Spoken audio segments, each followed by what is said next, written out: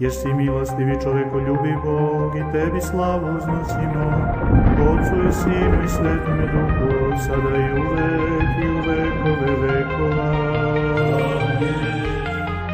In a world of shadows and secrets untold, where primeval stories make the brave go cold, mighty gods on high and realms below, whispers of legends that shape each soul.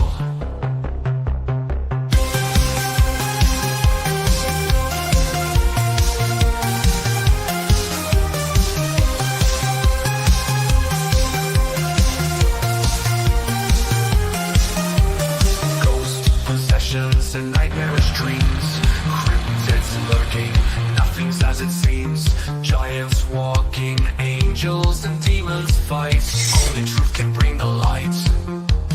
Through the echoes of time, the tales unfold, mysteries arise as the prophecies are foretold, from valiant knights to buried treasure, this podcast brings nothing but pleasure. Welcome to myths, mysteries and majesty. Study with us, don't be a travesty. Theology, mythology, fantasy and horror, Dungeons and Dragons, Skyrim and Mordor.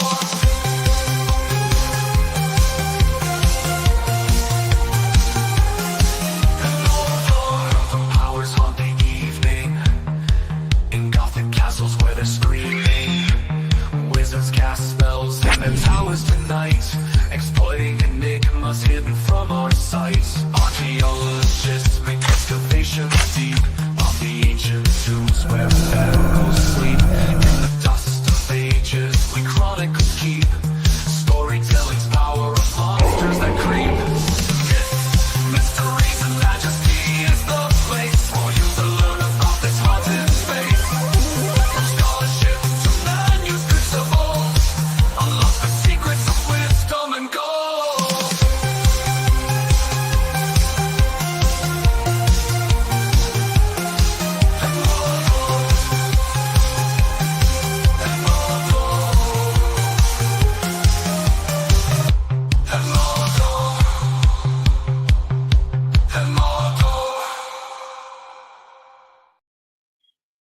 Blessed Sunday, everyone. Welcome to episode 118 on your favorite 3M podcast. With us are Joshua Davidson.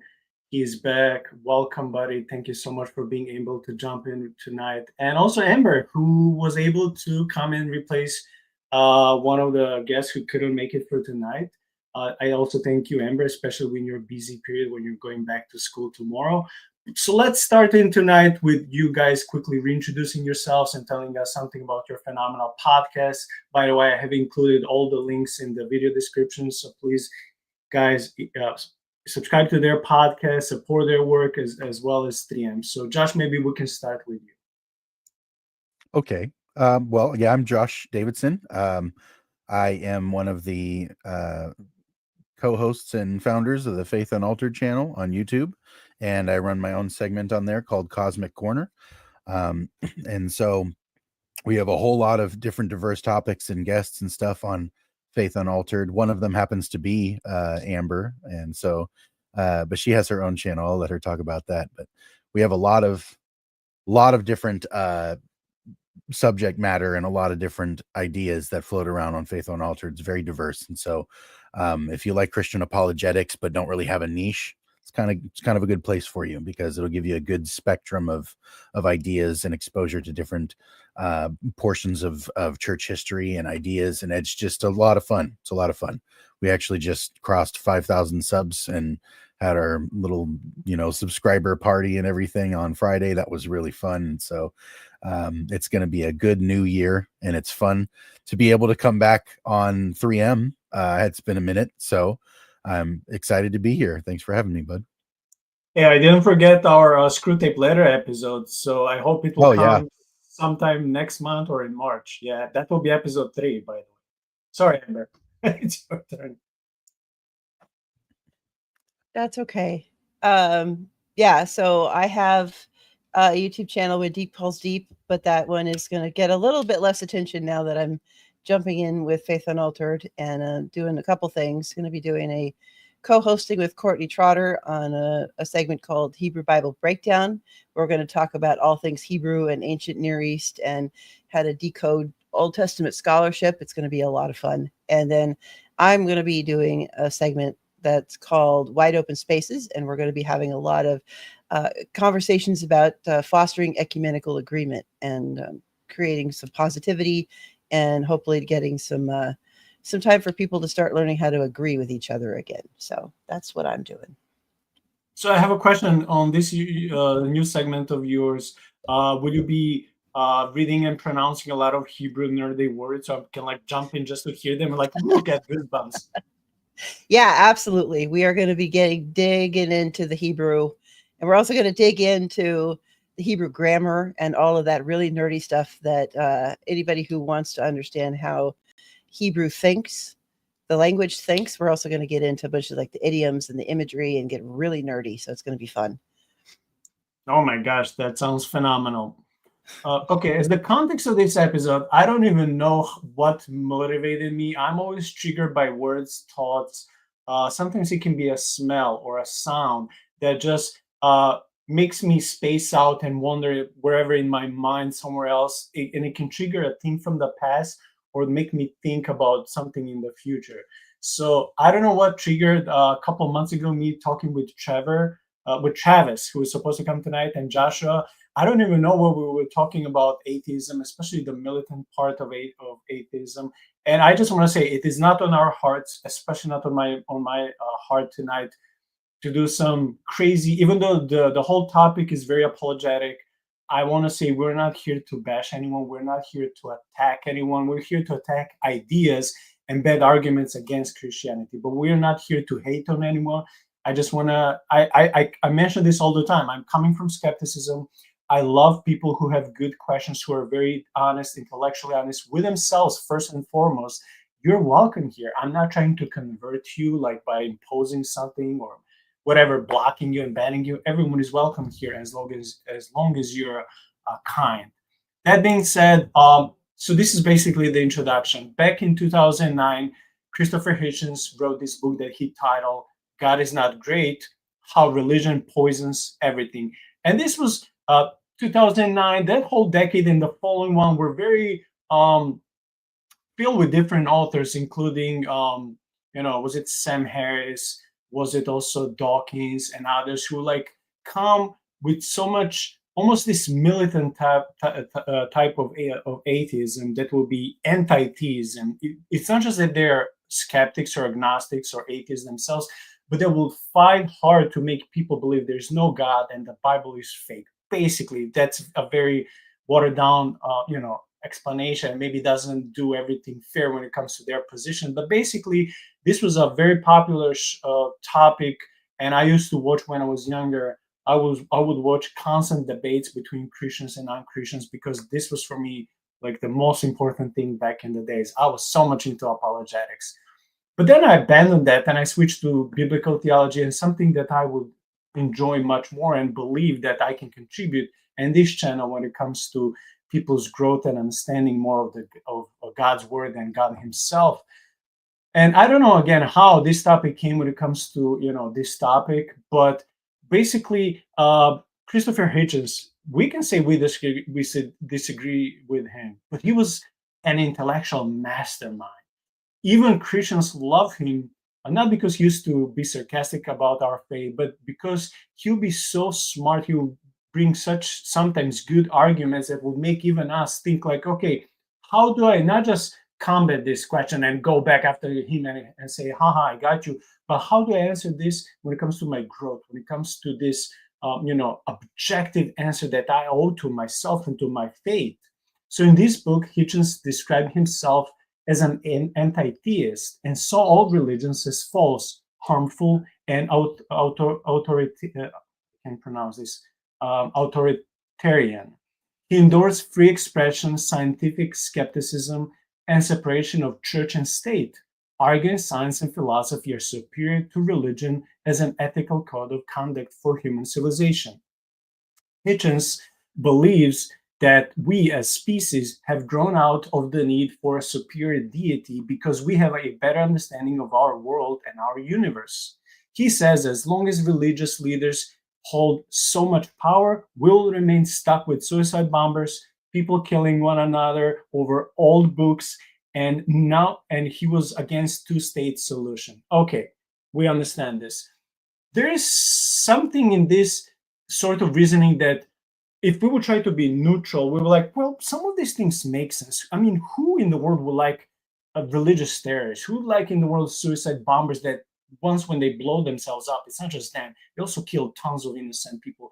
Who would want some religious pope or pastor who is like hold such an authority that they can, give new commandments or issues and that will make your neighbors hate or maybe abuse people over financial gain, which is what a lot of cults are doing. So if we would be very neutral and try to be, honest with ourselves, we were like, there's something in this that Christopher Hitchens had a point. However, with the whole premise of the book, that the religion poisons everything, there's something for me as a former skeptic and today's Christian that doesn't align with my spirit.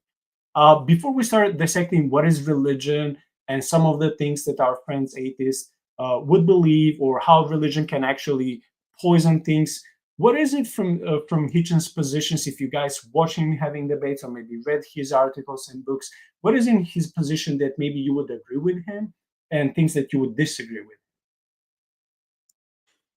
Well, as far as things that I might agree with him on, they're probably pretty limited. I definitely agree with his strong stance. He had a very strong stance against the more let's say violent expressions of Islam. He was very vocal about that.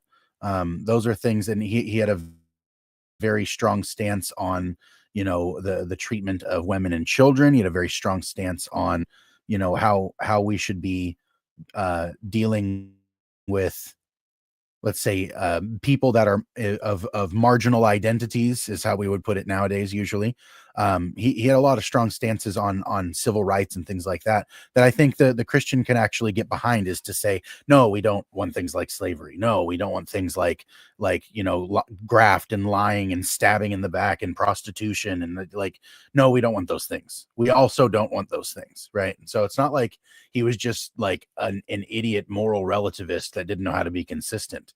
He actually had strong moral stances.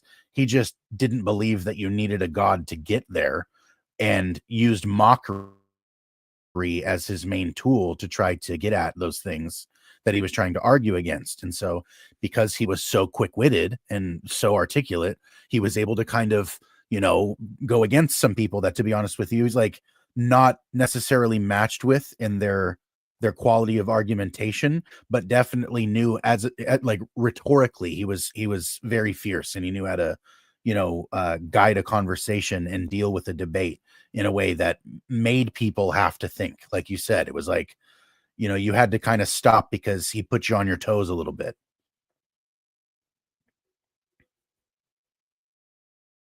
Yeah, I'm not really familiar with a lot of his work. I just kind of took a brief look at it a little bit this afternoon. And yeah, like I think I would just echo everything that Josh said to this point. Okay, I was thinking let's quickly dissect the word religion and its etymology before we start dissecting and saying, well, religion is bad for this and good for this, because I think there's a lot of misunderstanding what religion is, especially that nowadays in evangelical churches, everything that comes with word religion or religious is considered to be bad, and I don't know why. So that's why people always say, no, I don't believe in religion, I believe in relationship. That's what I have with Jesus. I don't believe in religion. And there is this overemphasis on this silly superficial view of religion. So let's dissect religion. The word religion comes from the Latin word religio and is used to describe a person's devotion to a set of beliefs or practices. The meaning of the word has changed over time, and its etymology, it's not completely clear, but it can mean fear of the supernatural or piety. When it comes to etymology, there are a couple of different seemingly similar words, or the way you can spell, or the way experts are thinking where the word religion is coming from. When it comes to the word relegere, the Roman philosopher Cicero suggested that religio comes from relegere, which is a combination of the words re, which is again, and lego, read. So in this context, if religious, like let's say we're talking about scriptures, we'll be reading and rereading the scriptures. I think that's a wonderful meaning of the word religion. When it comes to religare, which is similar to the previous relegare, but this is religare, some modern scholars believe that religio comes from religare, which is a combination of the words, again, re, and ligare, which is to bind or connect. So in this context, it's not to reread the scriptures, but it will be to bind yourself to the deity and connect yourself with God. Again, for me, this is beautiful meaning. When it comes to the term legio, the word legio means a tie or a connection. The word religion may come from the Latin words re, which can mean back or again, and legio. So let me reconnect with God. Let me put myself in the covenant with God, especially if I'm something like a prodigal son. So let me reconnect because I lost that connection with God. And again, this is for me so beautiful. So when it comes to the meaning, in classic antiquity, religio means scrupulous. We lost Josh for a second, or strict observance of the traditional cultus.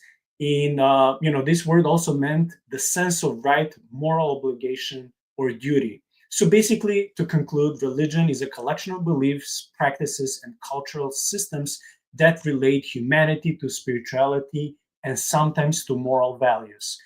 Would you guys agree that this is a decent explanation of what the word religion is, and that we as Christians, it doesn't matter if you're Anglican, evangelical, Orthodox, or Catholic, we should not be embarrassed to say to ourselves and others, yes, I believe in relationship with Jesus, but I'm also religious because of all the sacraments, how the religion is organized, that we have all these things involved that we do in certain times, outreach, and all of these things. Would it be fair to say, Josh, that the way how religion is explained here by the expert is fine versus how we see sometimes in the churches, especially evangelical churches, where we think religion is always something man-made and bad?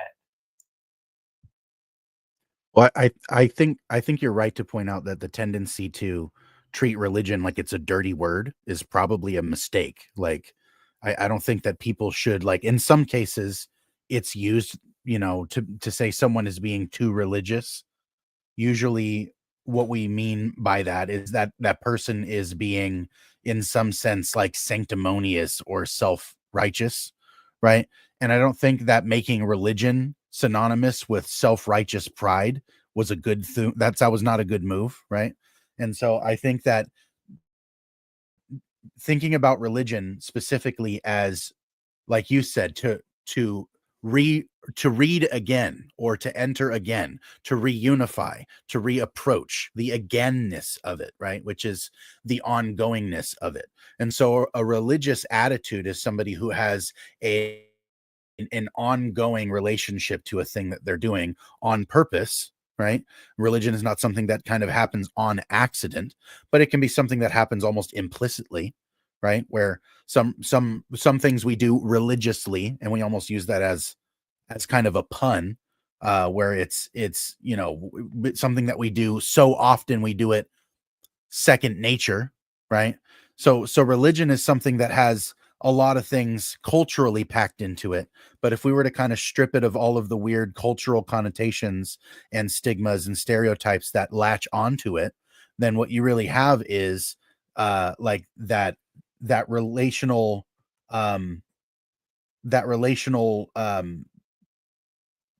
like exchange. Let's say you have an ongoing experience of an exchange between the thing that you're investing yourself into and what you're receiving from the investment of going and doing with those different things.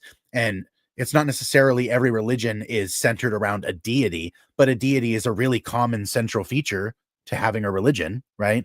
And so technically speaking, religion could just be an organized system of beliefs that you use ongoing, and so there are people, you're going to center your life around something, that's going to kind of happen naturally because we're goal-oriented creatures. Even Christopher Hitchens had a tendency to be rather religious about things. You know, he almost always invariably had a drink next to him on stage as he was speaking. He would constantly have a small glass of whiskey and a small water. He would, usually, have a towel in his hand to wipe his forehead because he knew what was going to happen. Like, he had to himself certain ritualized features and behaviors. It's like he was a rather religious, in that funny sort of sense, kind of guy.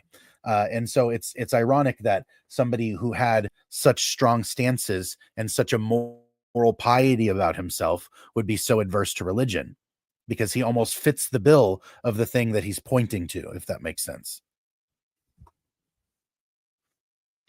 Yeah, I would just add that back before, I think the world shifted more to the focus on a Western mind, the ancient Near East and those ancient cultures would not have understood the question. To them, life was spirituality. There was no separation between your spirituality and your everyday existence. The two were so inextricably woven together that I don't think they would have even understood the question. So we have, in this chase for modernity and modern thinking, separated two things that really shouldn't have been separated in the first place. Yeah, thank you. So before we dive into more apologetic material, let's give them some credit for being partially correct about some things. When our friends atheists may say, well, religion pollutes or poisons some things. So let's mention some spheres of culture or life overall that religion can honestly poison. Politics and war. I mean, we've seen in different religions, in different countries, their political leaders, their military leaders, supposedly in the name of God, committing many atrocities, attacking certain areas, killing people, and inevitably in every war, there are innocent people dying, including children. And my heart goes for kids. It doesn't matter what nationality or race or religion they belong to. It's not their fault. Or all kids, for me, are innocent, and they did not deserve to suffer, to be brutally killed. So religion can poison some things. What about science? Well, I'm a Christian. I don't know what is my stand, for example, on the questions like old Earth and young Earth question. What about evolution? What about was it are the creation day necessarily in that order? Because how can this exist if this didn't exist before? But let's say I'm so much into defending the Bible without listening to any other sources, and let's say that in my understanding, because I will go by genealogies or different things in the Old Testament, I would say no, the earth has to be six years old. And if you're trying to impose millions, that I would immediately think that you don't take Bible seriously, that you twist God's word, that you're a liar, because that's what I've been called by some people among the young earth creationist, people. Even though I told them I don't know how old is the earth, I'm just saying we should be open-minded if it's old. So if you do not allow science to teach you about some things, you don't have to change your opinion, but you should be at least open-minded to learn from other sources. If you're only stuck like this and twisting, in your understanding, twisting, that little information you have, and you don't allow your brothers and sisters to tell you something, then yeah, you can even abuse science for your religious ideas. You can use anything in life, and I've experienced this. I've seen this, how we can use anything that we have, any tool, any blessing in our life for that was meant to be good. We can twist it and we can manipulate that. We also know cults abuse people over finances, over their mental and emotional health.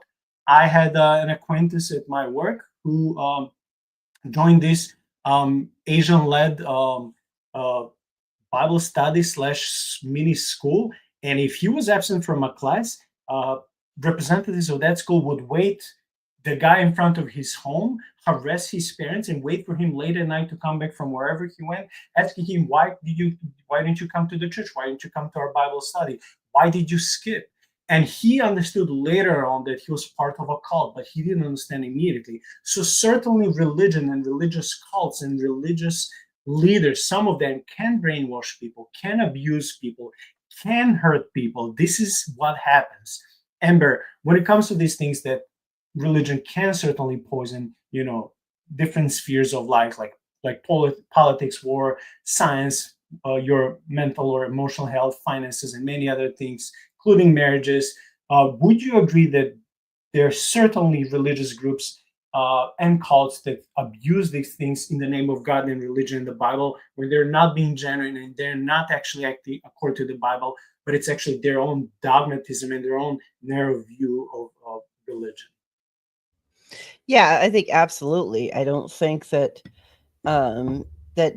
it's a helpful position to deny that kind of stuff exists. I think it's one of those things that we need to acknowledge that yeah, there are some people who, or some nations or groups, who will, in pursuit of whatever their ulterior motive is, abuse their power through religious means, because it is something that's so deeply personal and connected to people that it is something that can easily be a tool of manipulation. So yeah, absolutely. Okay, Josh, I think you can hear us even though we lost the video, right? Yeah, I don't know if I was lagging pretty badly, so I'm trying to help with the bandwidth. I don't know if that's any better. Hopefully, I'm Okay. not lagging anymore. It seems like your guys' because my visual was lagging pretty badly, but hopefully it's cut out a little bit. But yeah, I agree. I think that when we look at the way that people who are acting through the lens of their own belief systems can act out things that are either entirely foolish or entirely violent, or just all kinds of strange things that can come out of acting out belief systems. The thing that I think is most relevant is whether or not the belief system itself is actually the source of the action, or if the belief system is being used as a justification for the action, or if the belief system is utterly at odds with the action. Because sometimes when somebody acts out something in accordance with their beliefs, they can act in a way that makes them seem extreme. Sometimes that's in accordance with their religion, and sometimes it simply isn't, right? And so to recognize that not all ideas were created equal, some things should be acted out and some things should not be acted out, right?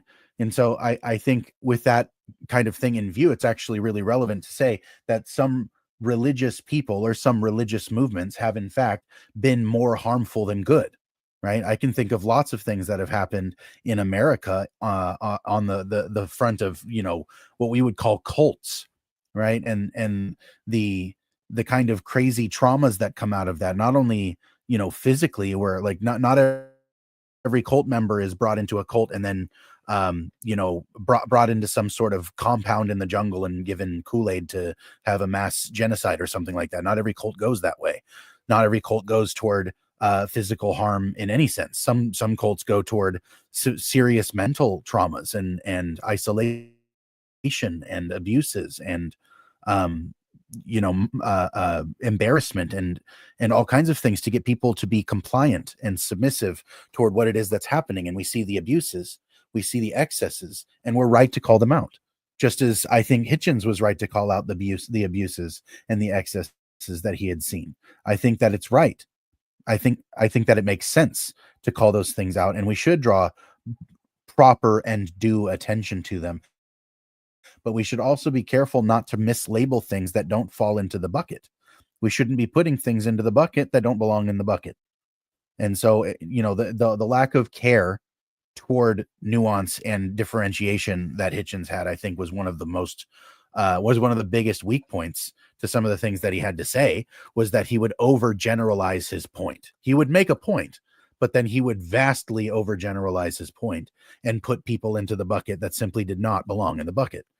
And so I think that, acknowledging that there are religious movements that have been rather toxic, and even some of them flying under the Christian banner explicitly. I would say that there are Christian movements that have done some serious damage, like the televangelist scene has not been very kind to old ladies, like it's just, there's a lot of things that you can draw out of the kind of, air quote, Christian kind of denominations that are out there today, not only on TV, on the internet, and in larger cities and things like that. Churches that are just, they're very socially and financially stable and successful, but there's very little holiness being produced, and so things like that, in their own way, though their intent is not evil, they're doing their own distinct kind of harm as well. And there's, like you said, the young earth creation fundamentalists, and then the Christian liberals, and there's so many different ways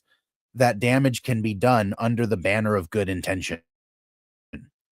And so I think that it's right to acknowledge when religion and good intention goes terribly wrong, because it can. And that should be a wake-up call, not a wake-up call and a warning sign to us in general, as the people who are admittedly religious. We should be aware of that. We should be willing to call it out and make good face of the Lord that we claim that we serve. We should be looking to be the example, the counter example to those things. Yeah, thank you for that. And certainly the list that I made, and I was just talking when it comes to science or finances or war and politics, certainly that's not an extensive list. We probably, all of us, know so many examples of religious abuse. When you're not healed, oh, you don't have enough faith. You're going through depression or sad thoughts, or you're being possessed or attacked by demons. Or you don't have enough faith if you're not snake handling, and if the snake, even if it bites you and you don't survive, then you don't have enough faith. Or maybe, hey, if you don't tithe, God is angry with you and you're robbing God. Or hey, you should not celebrate birthdays. All of this is clearly nonsense and religious abuse. And just like Joshua said, all of this can be shown in somewhere later in life as trauma. And people who grow up, in that type of religious or cultish movement, no wonder when they leave faith, no wonder when they see God as this dictator who is so angry and can't wait to slime you. No wonder when they hear Calvinists on the highest level of Calvinism that God hates, or at least doesn't love majority of the people, otherwise he would have saved them. No wonder people don't want to be religious when they hear that nonsense.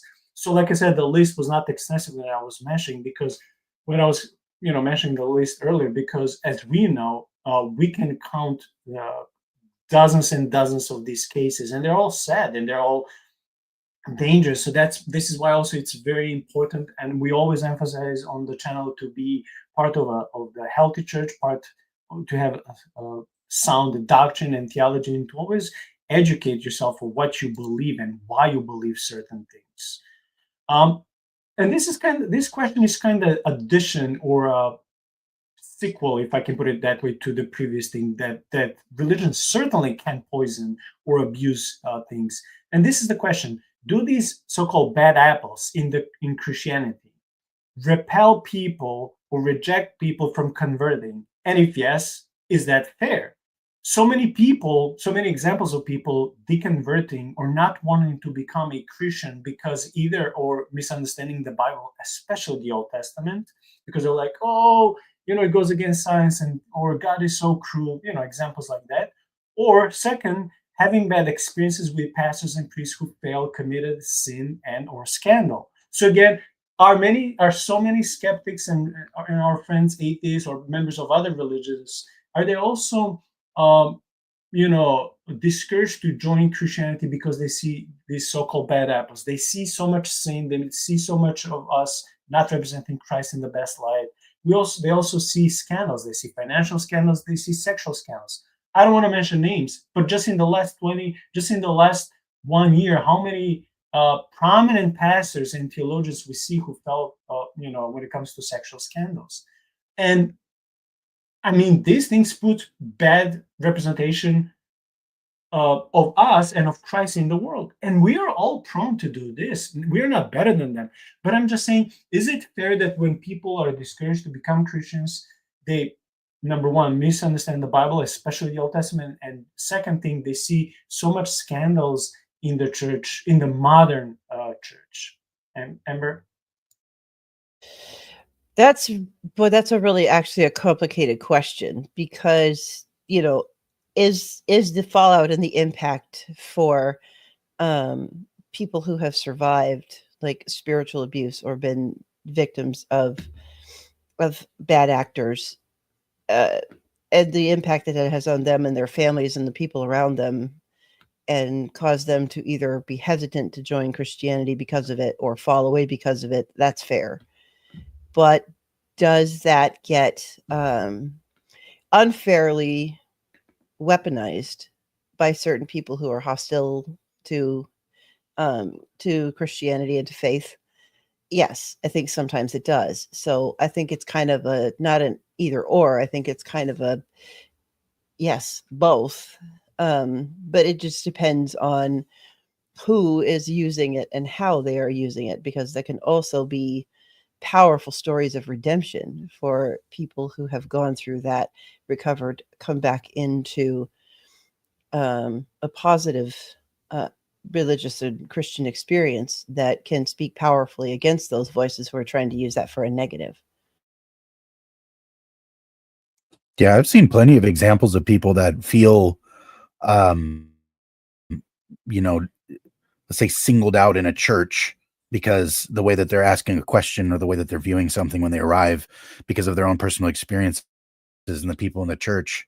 Well, I shouldn't say the people in the church. I should say people that they interacted with in that church where they were locally, because if it's localized and it's an anecdote, it can make sense. And I think that's where it makes sense to look at these things in these cases as the anecdotes that they are. It's when we start to broad brush and extrapolate out from an individual's experience to say then even all of the people in that particular church were all the exact same. But I've seen the habit of people within a church getting to think that, the way that they do things here individually at that localized church is the exact way that they are to do those things. And any deviation from the way they are doing things is to be looked at as suspect or, evil or deceptive or whatever other thing. And some of the things that they point out are genuine deviations and they shouldn't be done, but there are other things, like there are some churches that are like, the Eucharist, the communion, it's really not all that important. Like we don't have to, we'll do it every like once every 6 months, or we'll do it on Easter or something, but it just doesn't have to be a feature of our Sunday. It's like, that's bizarre to me. I think that's truly bizarre, right? I don't think that that's something that makes any sense. That would be something that I would definitely like be theologically confused in that church. And then to go to another place where, they do the Eucharist every week or at least once a month or something like that, that person would be like, whoa, this is weird. They'd want to ask about it. And the people that are in that church would just assume, well, you're supposed to do this. Right? That could be an unnecessary point of contention simply because of the differences in practice, right?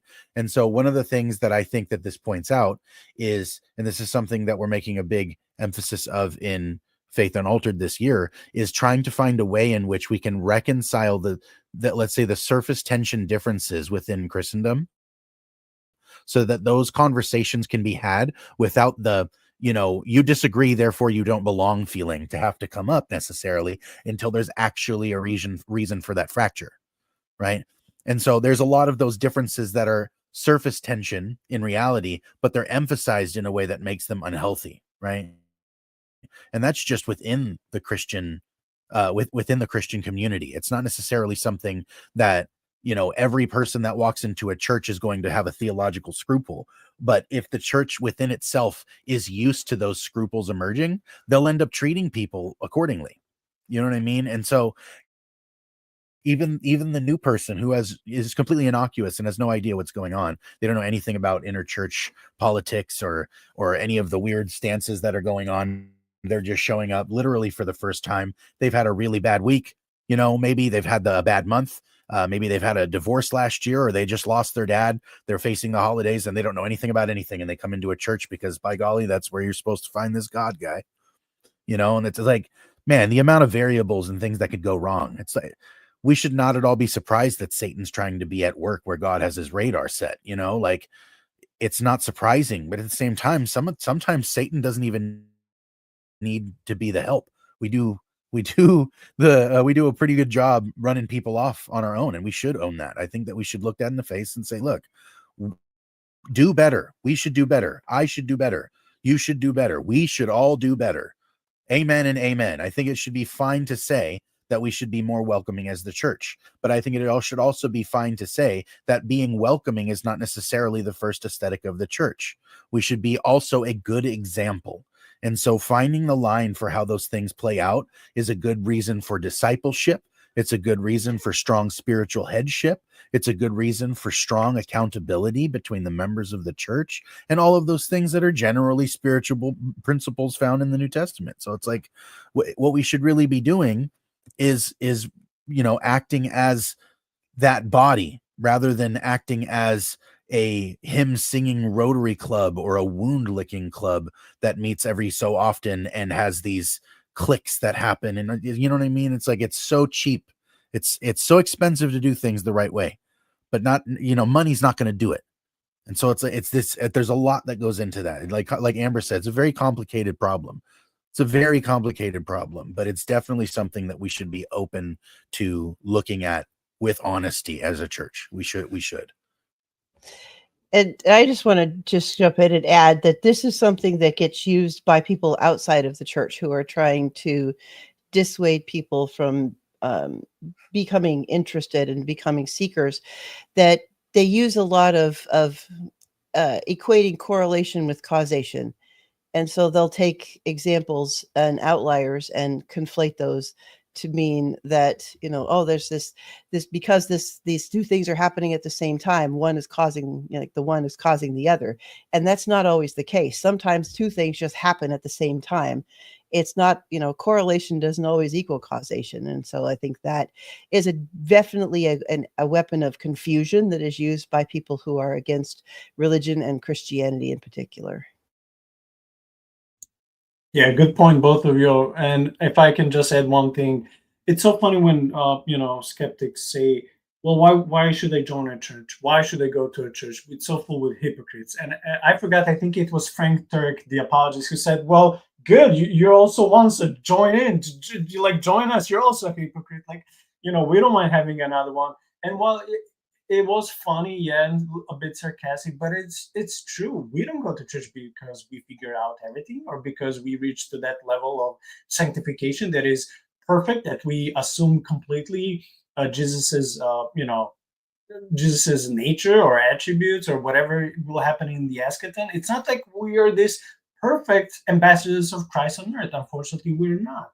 So I don't like when people say stuff like that, because you don't stop going to a restaurant when you encounter a meal that you didn't like, or maybe that special chef or whoever was making your meal didn't prepare it the way you like it. But next Sunday or next time when you go to a restaurant, it may be some other chef in the same restaurant who may serve you a meal that you like so much. So people have these unrealistic expectations that everyone in the church should be super godly and super whatever they expect to do. Well, in the church, as we know, we have people who are also seeking truth. They don't know.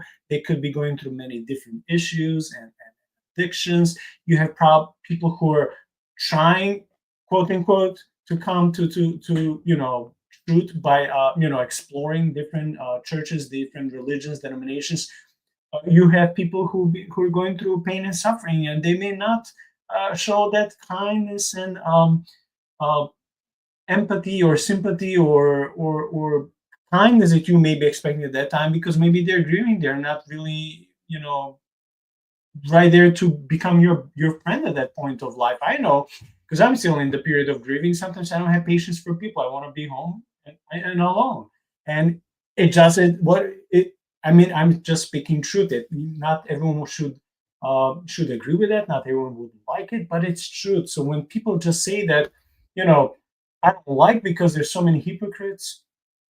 Well, what is the problem? How come hypocrites don't bother you when you go to the movies, to the store, to the gym, to the restaurant again? Or do you like everything you want in your specific tastes?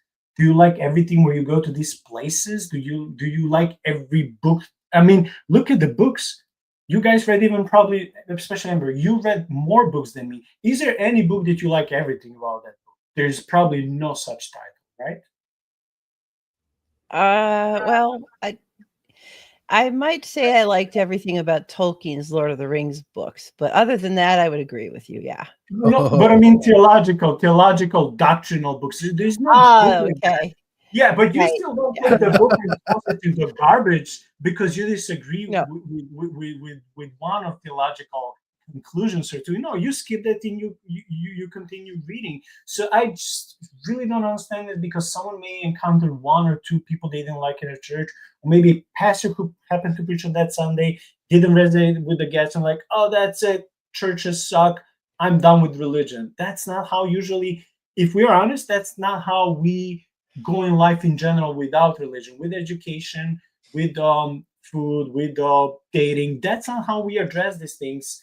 But yet, when it comes to religion and faith, we have these double standards and something so high standards. Sometimes they're like so unrealistic, and you end up being disappointed for no reason. Joshua, you wanted to say something. Oh no, you're good. You're good.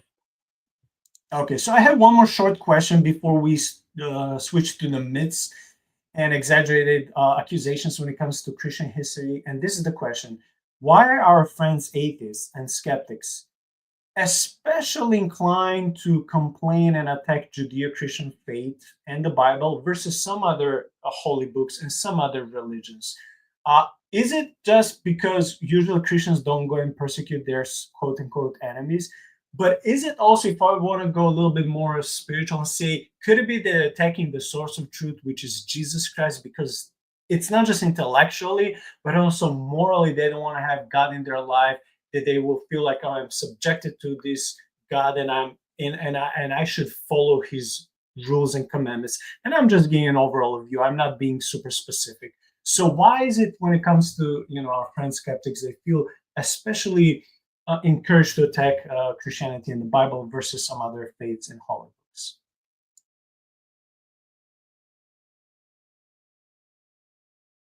Amber? I'm trying to think. I think, okay, I would say that a couple things that Western cultures, especially those of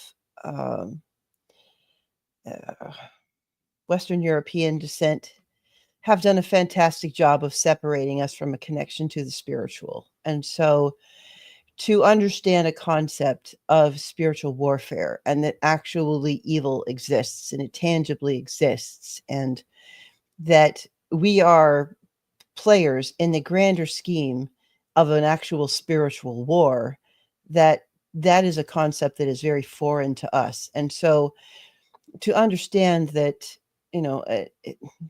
evil is always going to try to do as much damage as it can before God brings this grand story to a close, is a hard concept for us to get our heads around. And so, because evil cannot create, it can only corrupt, it can only mislead, it can only destroy. And I think that is very much at play as, evil, it cannot triumph. And I think it knows that it cannot triumph, but it's going to do as much damage as it can while it can, until it's finally contained and put an end to. So that's what I would say.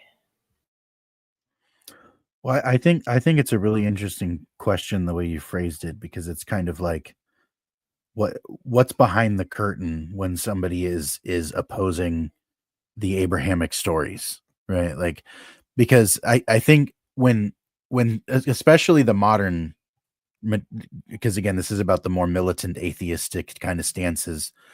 Like, I think those particularly emerged in a context like St. Sean pointed out, that is guided largely by a Christian worldview in general. That was the developmental structure for the Enlightenment period and the Reformation and things like that, where a lot of the ideas that somebody who became a more rationalistic, skeptical, hyper literal, or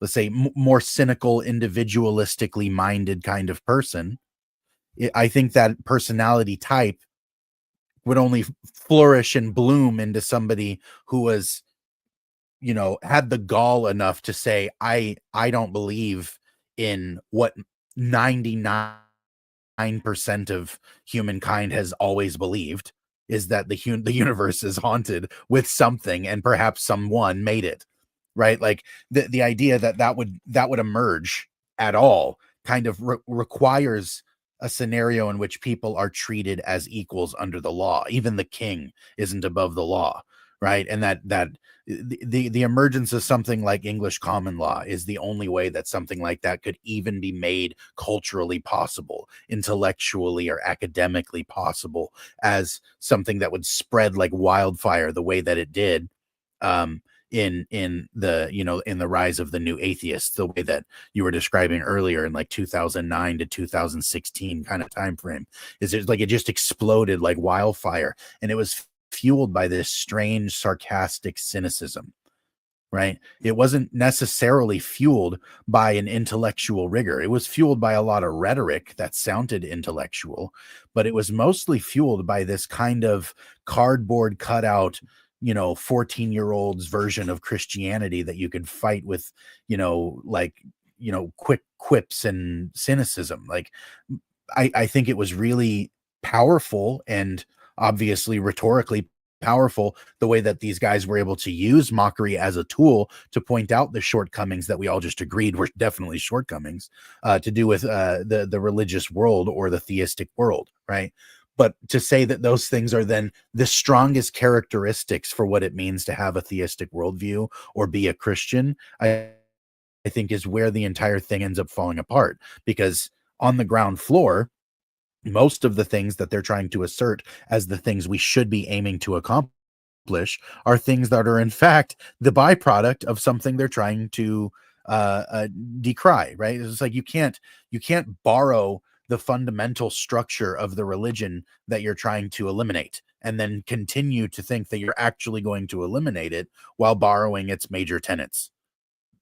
And so like one of the things that I find to be the strangest thing is when we have, let's say there's a parody of Christianity where it's like this caricature that people will build up in their heads when you take the most childish version of Christianity, right? The most preschool or Sunday school version of Christianity that you can muster, and then you caricaturize that, and then you think that you're fighting Christianity. And I think that it's just it doesn't work. It just doesn't work. Okay, thank you. So the next hour and a half, we will spend by being more apologetic. So far, we wanted this to serve almost like as an introduction to what our friends believe. Why do they accuse Christians and Christian religion of? Could there be some truth in that? We wanted to also dissect the word religion so we can understand better their accusation and question. So now we'll switch to the historical part that will last again between an hour and a half. So we want to be dealing with some of the things they accuse Christianity of. So the first one has to do with Crusades. I'll read several things and then you guys can comment. So the first myth is that the Crusades represented an unprovoked attack by Western Christians on the Muslim world. Nothing could be further from the truth, and even a cursory chronological review makes that clear. In AD 6032, Egypt, Palestine, Syria, Asia Minor, North Africa, Spain, France, Italy, and the islands of Sicily, Sardinia, and Corsica were all Christian territories. Inside the boundaries of the Roman Empire, which was still fully functional in the Eastern Mediterranean, Orthodox Christianity was the official and overwhelmingly majority religion. Outside those boundaries were other large Christian communities, not necessarily Orthodox and Catholic. By AD 732, a century later, Christians had lost Egypt, Palestine, Syria, North Africa, Spain, most of Asia Minor, and southern France. Italy and her associated islands were under threat, and the islands would come under Muslim rule in the next century. The Christian communities of Arabia were entirely destroyed in or shortly after 633 AD, when Jews and Christians alike were expelled from the peninsula. Those in Persia were also under pressure. But what had happened? Most people actually know the answer if pressed. though for some reason they do not usually connect the answers with the Crusades. The answer is the rise of Islam. Every one of the listed regions was taken within the space of 100 years from Christian control by violence in the course of military campaigns deliberately designed to expand Muslim territory, and so on and so on.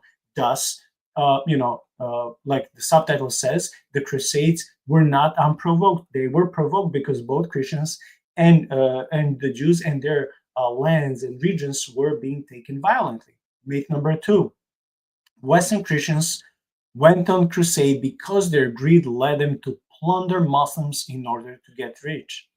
Again, not true. One version of Pope Urban II, second Pope Urban's second speech at Clermont in 1095, urging French warriors to embark on what would become known as the First Crusade, does not note that they might, quote unquote, make spoil of the enemy's treasure, but this was no more than an observation on the usual way of financing war in an ancient and medieval society. And we have more and more. By the way, I have included all the links in the video section, so please check them in details without any, hurry. Whenever you have time. These are beautiful, wonderful historical articles that we'll be showing the rest of the night. I just want to say that there are very good arguments for each of these claims, right? Number 3, Crusaders were a cynical lot who did not really believe their own religious propaganda. Rather, they had ulterior materialistic motives. This has been a very popular argument, at least from Voltaire on. It seems credible and even compelling to modern people, steeped as they are in materialist worldviews.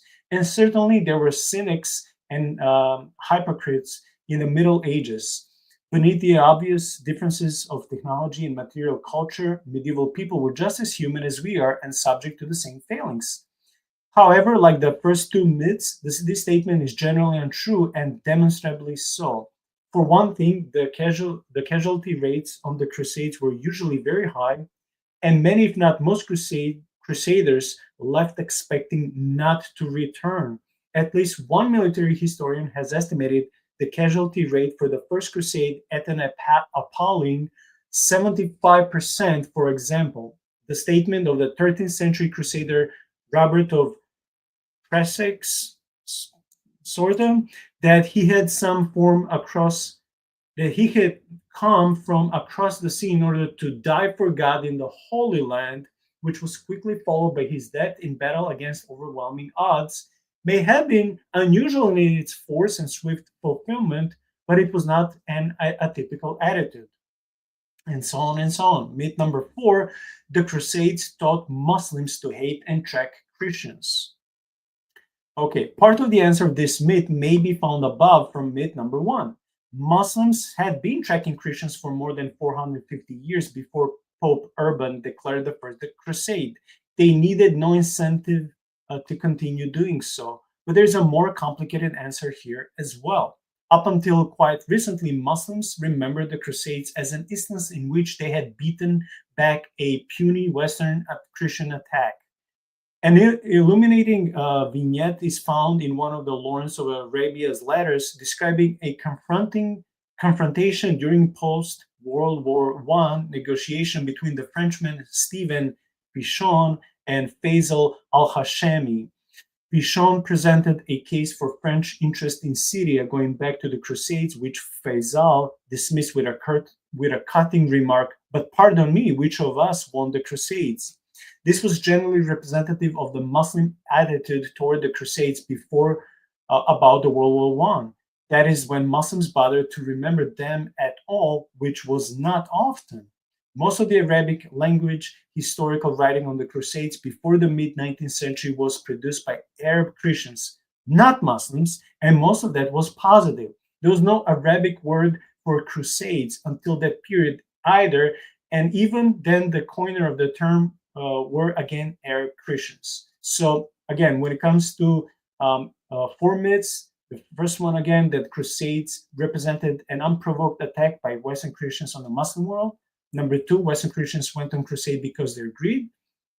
Number 3 is very similar. Crusaders were a cynical lot who did not really believed their own religious propaganda, but they had materialistic motives. And number 4, that Crusades taught Muslims to hate and attack Christians. When it comes to these 4 myths, what is it?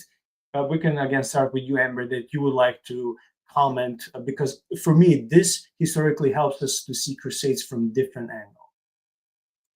Yeah, I think if you go up to the one about they went for profiteering, there is, I think, a little bit of nuance there, because a lot of those just the nature of war during that time, that's the plunders and spoils of war were how soldiers, especially foot soldiers, were paid. So what you could scavenge is what your take home was after your ruler or whoever got their percentage. So, to say that's the reason they went is, not correct. But there is a little bit of fallout that could be construed that way because of the nature that was warfare at the time, which we don't mostly function that way now. We have, most countries have professional armies, and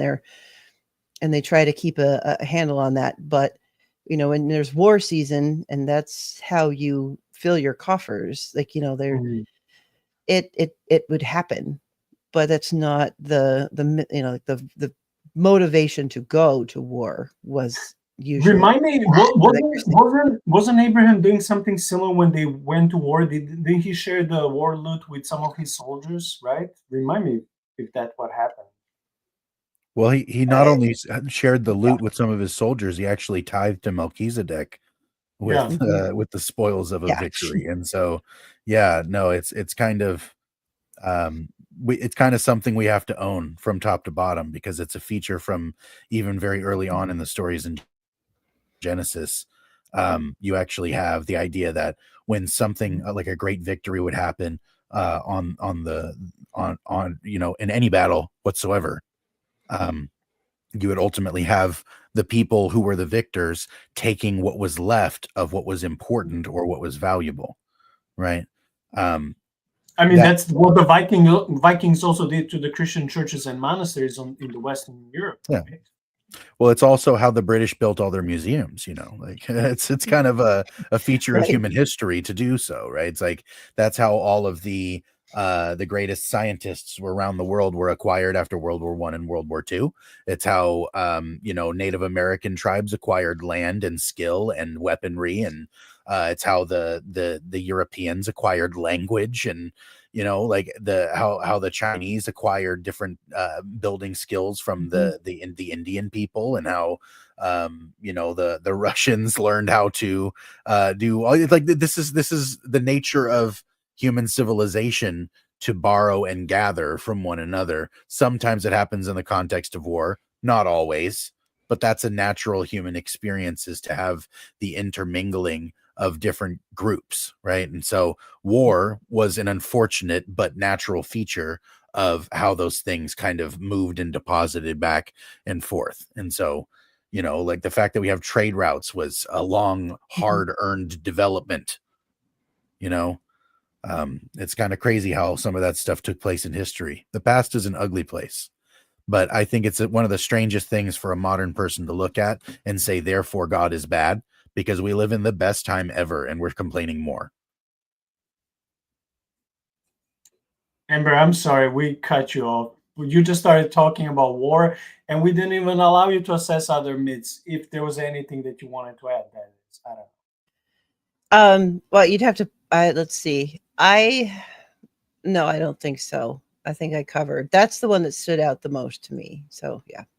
Yeah, for me, I think our atheist friends and friends of different religions, if they would want to, complain that Christianity was so violent and militant, just check number 1. Just check myth number 1. It was not unprovoked, and what were the motives? To reclaim the Holy Land and its surrounding countries that someone else took, to return them to the people they belong to. Isn't that what all these wars in the last couple of years in Europe and in the Middle East are about? It's about the land. So it's like, if we take that huge chunk of portion from the history, you may say, well, crusades were like so violent and maybe personal against another religion, but they were actually trying to protect their own people, their own faith that had been on that land for a long, long time. So for me, just that first argument destroys the whole premise that crusades were unjust or unholy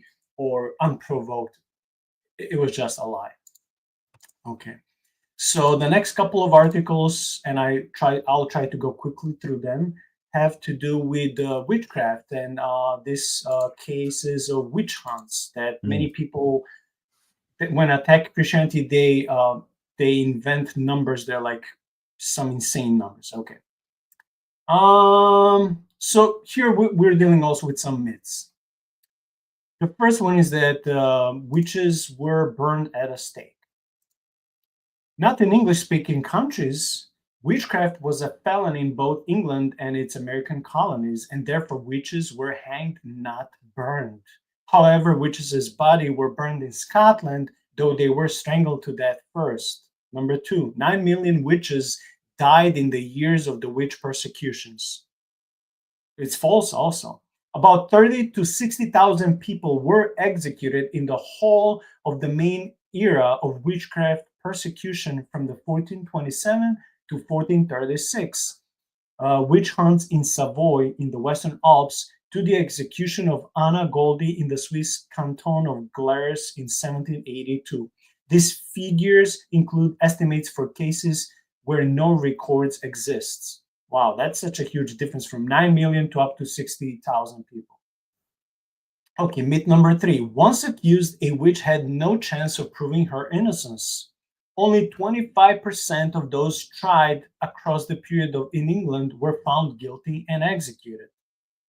Myth number 4. Millions of innocent people were rounded up on suspicion of witchcraft. The total number of people tried for witchcraft in England throughout the period of persecution was no more than 2,000. Most judges and many jurymen were highly skeptical about the existence of magical powers, seeing the whole thing as a huge con trick by fraudsters. Many others knew that old women could be persecuted by their neighbors for no reason other than they weren't very attractive. And honestly, that's such a jerky motive, but people are people. So if I don't like you and you're a woman, an older woman, I could have accused you.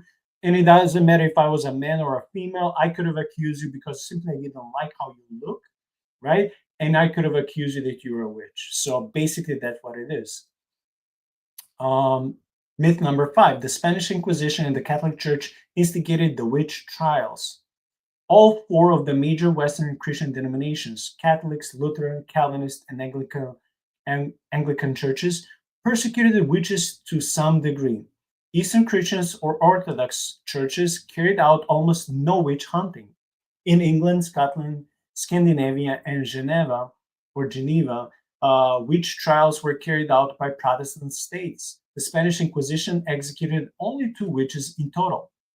Myth number 6. King James I was terrified of witches and was responsible for their hunting and execution.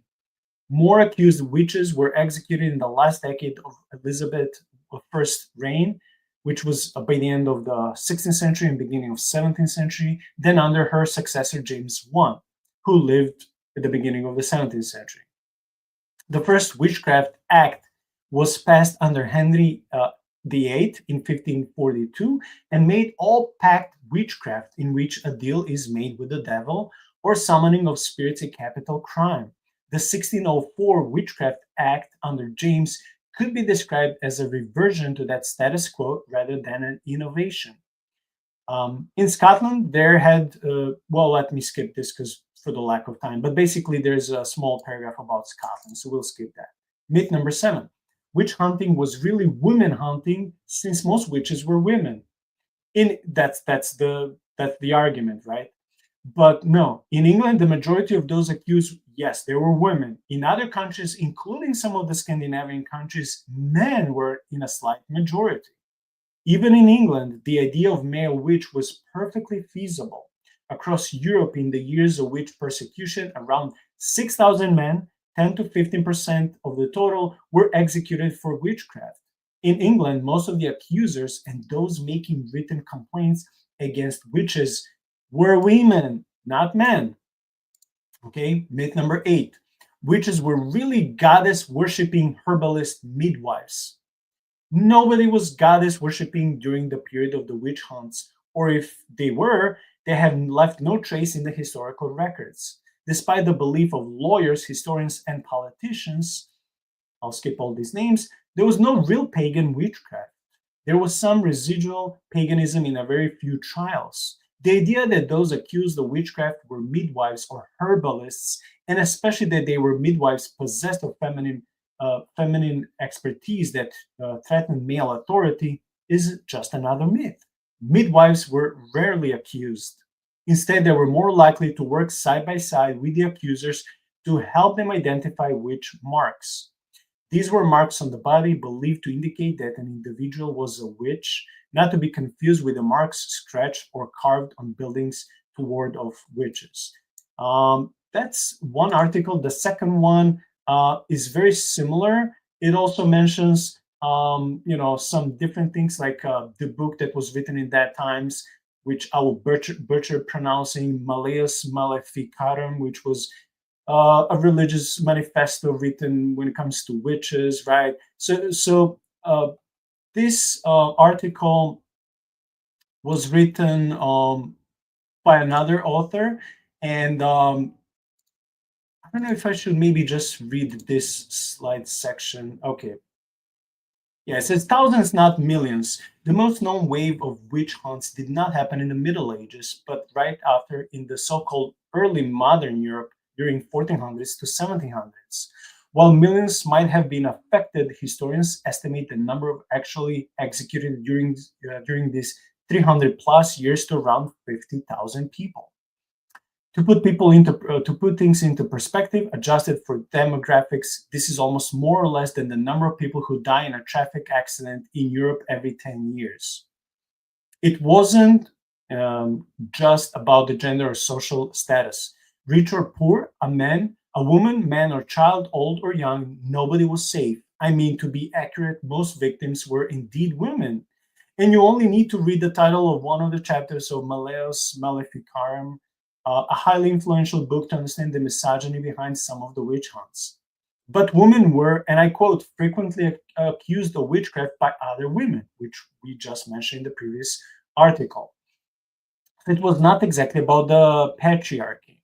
Russia was without a doubt a patriarchal empire, and yet most of the victims were male. Okay, we'll skip a little bit, but let's see this last section. The truth about swimming test disappointed my cruel black heart. First, it was illegal in most places. Second, even if it was illegal, it was usually dismissed because the judges understood how stupid it was. Third, it was rare, and when used, the victim, if drowning, was quickly pulled back. And this was because the test was that if the witch is floating, then she's the devil. But then if she's innocent, she would drown. So this was the myth. This was unfortunately the belief.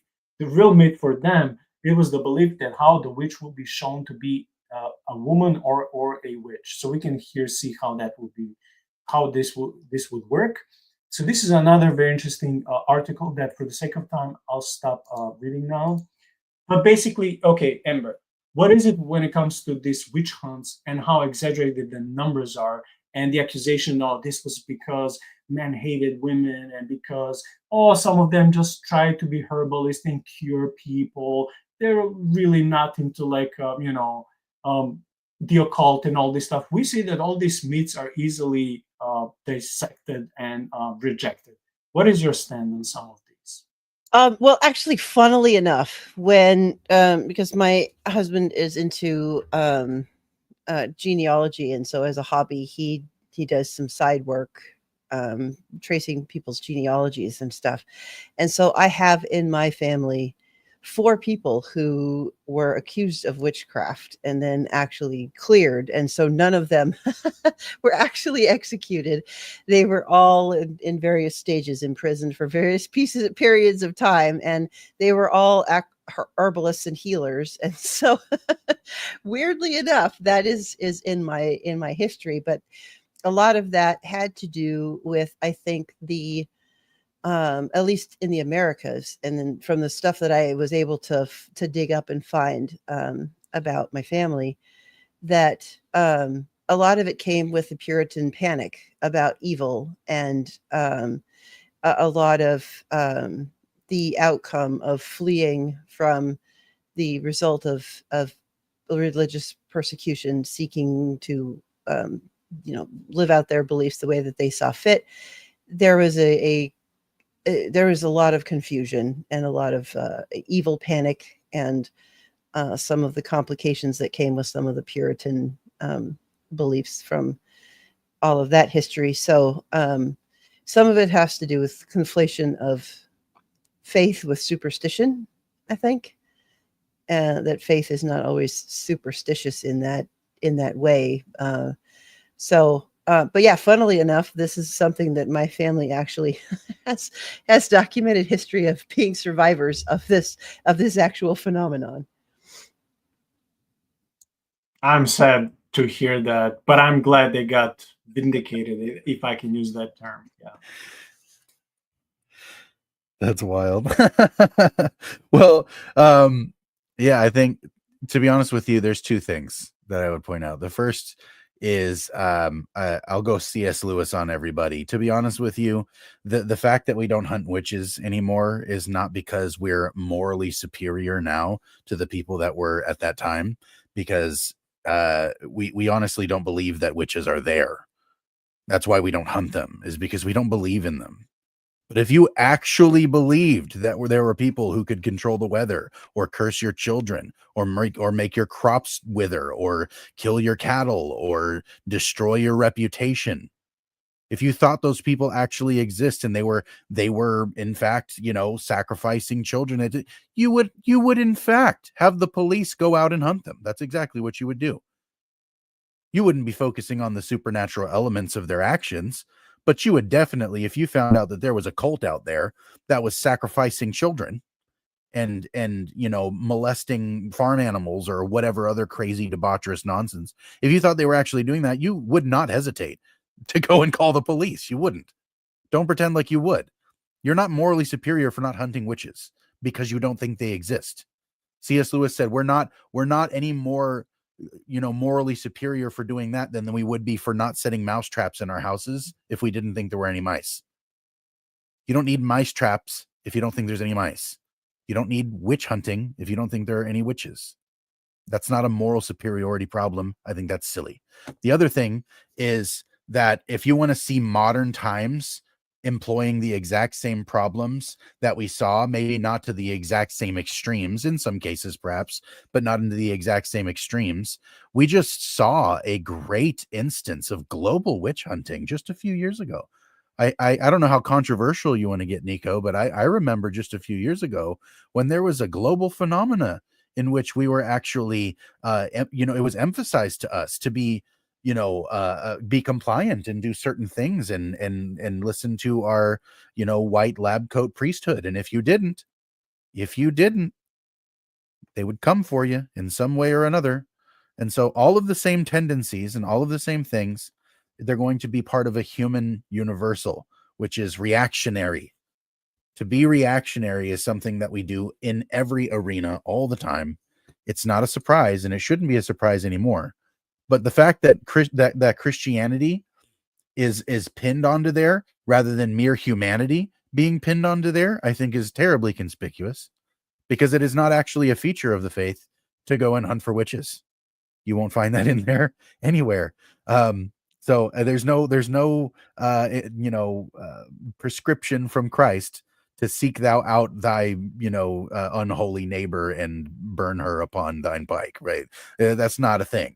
So you'll be hard pressed to find that actually associated with the faith, rather than just associated with the human universal, to be reactionary and rather impulsive and perhaps quite a bit suspicious, having certain in-group preferences, having prejudices against things that are different or look different or sound different or whatever.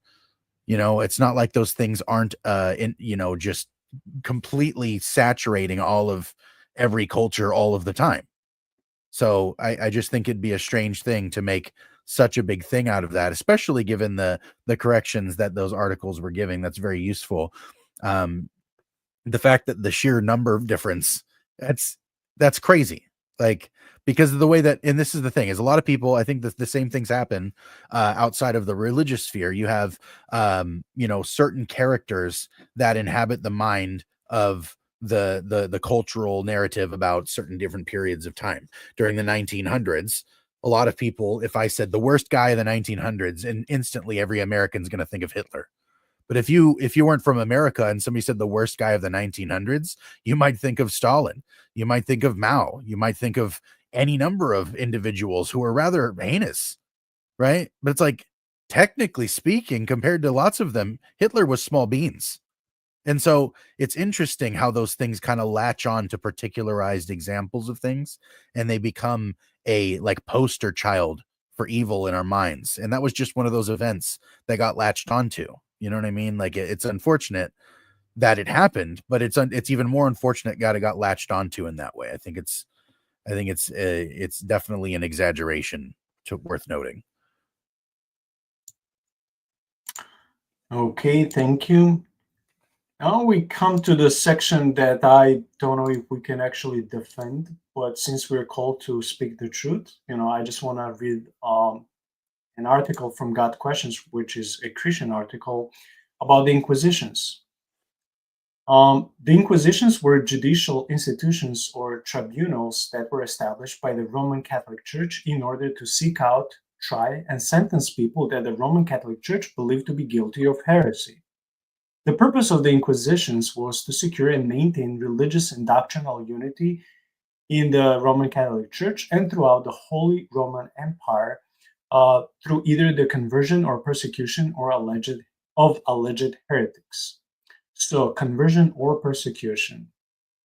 Historians generally distinguish the Inquisitions based on 4 different time frames and areas that they took place in. These are the medieval or episcopal Inquisition, the Spanish Inquisition, Portuguese Inquisition, and the Roman Inquisition.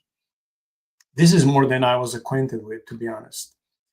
Prior to the founding of the Roman Catholic Church and the establishment of their version of Christianity as the official state religion of the Roman Empire in the 4th century, the punishment for heresy among Christians was usually excommunication from the church. And that's biblical. However, with the marriage of the church and state that arose in the 4th century, people that the Roman Catholic Church considered to be heretics also came to be considered as enemies of the state and were subject to many forms of extreme punishment, including death. It wasn't until the 12th century that official inquisitions were organized and sanctioned by the Roman Catholic Church to officially deal with what they saw as a rise in organized heretical groups within the Holy Roman Empire. The first of the Inquisitions is known as the medieval or episcopal Inquisition and refers to the various tribunals that started around 1184. It includes the Episcopal Inquisition and the Papal Inquisition, which arose in response to large popular movements in Europe that were considered to be heretical by the Roman Catholic Church. It was during this time, in 1231, that Pope Gregory IX shifted the power to punish heretics away from the local bishops and put the inquisitors under the special jurisdiction and authority of the papacy. He also established severe penalties to those found guilty of committing heresy, and his decree set forth new guidelines for investigating and punishing heresy in the Holy Roman Empire. Generally, when an inquisition was set up to investigate heresy in a particular area of the Holy Roman Empire, the Pope would appoint 2 inquisitors, each of which had equal authority in the inquisition or tribunal. Because these inquisitors had the power to investigate and excommunicate even princes, they wielded enormous power and influence in the Holy Roman Empire. While some of the inquisitors had a reputation being men of justice and mercy, others were known to subject people to cruel and unusual punishment, including many different kinds of torture, which is what the Inquisitions are generally remembered of. Wow. Because they could imprison suspects that they thought they were lying, some inquisitors used torture as an attempt to get them to admit what the inquisitor wanted to hear. In 1952, Pope Innocent IV officially sanctioned torture as a way of extracting the truth from suspects. And truth is quote unquote, right? Prior to that time, this type of extreme punishment was foreign to church tradition and practice. During the Spanish Inquisition alone, as many as 2,000 people were burned at the stake within 1 decade after the Inquisition began. The next major Inquisition period is known as the Spanish Inquisition. So this is the Spanish Inquisition, the beginning. This is probably the continuation. It was set up by the King Ferdinand and Queen Isabel of Spain in 1472. So this is about 2 centuries later. With the approval of Pope Sixtus IV, unlike the previous Inquisition, it was completely under royal authority and was staffed by secular clergy. It mainly focused on Jews who had professed to be converts to the Roman Catholicism, but who were suspected of having continued to practice Judaism. Later on, with the spread of Protestantism into Spain, the Inquisition would also begin to persecute Protestants who broke away from the Roman Catholic Church. Blah, blah, blah, blah. Over the history of its history, the Spanish Inquisition tried more than almost 350,000 people, of whom about 32,000 were executed. And now there is a small paragraph when it comes to Portugal and Portuguese Inquisition. And the last one is known as the Roman Inquisition. So the fourth one, no reason to read everything. But honestly, as much as it was easy for me to defend the so-called crusades and the so-called witch hunts. I cannot defend the Inquisition, and this is not my personal attack on the Catholic Church. It was just that with so much brutality, they were torturing and investigating people and even killing just because they thought, well, now that the church and the state have merged, we have authority to not just imprison these people, but if we thought they're heretics or blaspheming, we can even kill them. And as we read just in one of the Inquisitions, nearly 350,000 people were killed. For me, that's horrible and having no excuse. But because I may know less than you guys, I would like to hear your opinion. Amber? Yeah, I think that the Inquisitions, in general, the idea and a lot of the stories, there's some conflation, but it is an ugly period of several, those 4 periods of church history where we have blood on our hands and there is no way to excuse it. And it's just one of those terrible parts of our history that I think we need to be, as the church collective, just honest and say, yeah, this is an ugly part of our history. And that was atrocious. It should never have happened. And not, shy away from acknowledging the fact that, yeah, that's a terrible period of our history that we have blood on our hands for. There's not, it's not really deniable that that was a series of atrocities and abuse of power. And, it just, there really is no other way around it than to just say, yeah, the church has blood on its hands for that. And I also think that it's probably unduly easy for us to be offended by it because we live in a time where we have never seen anything of the sort.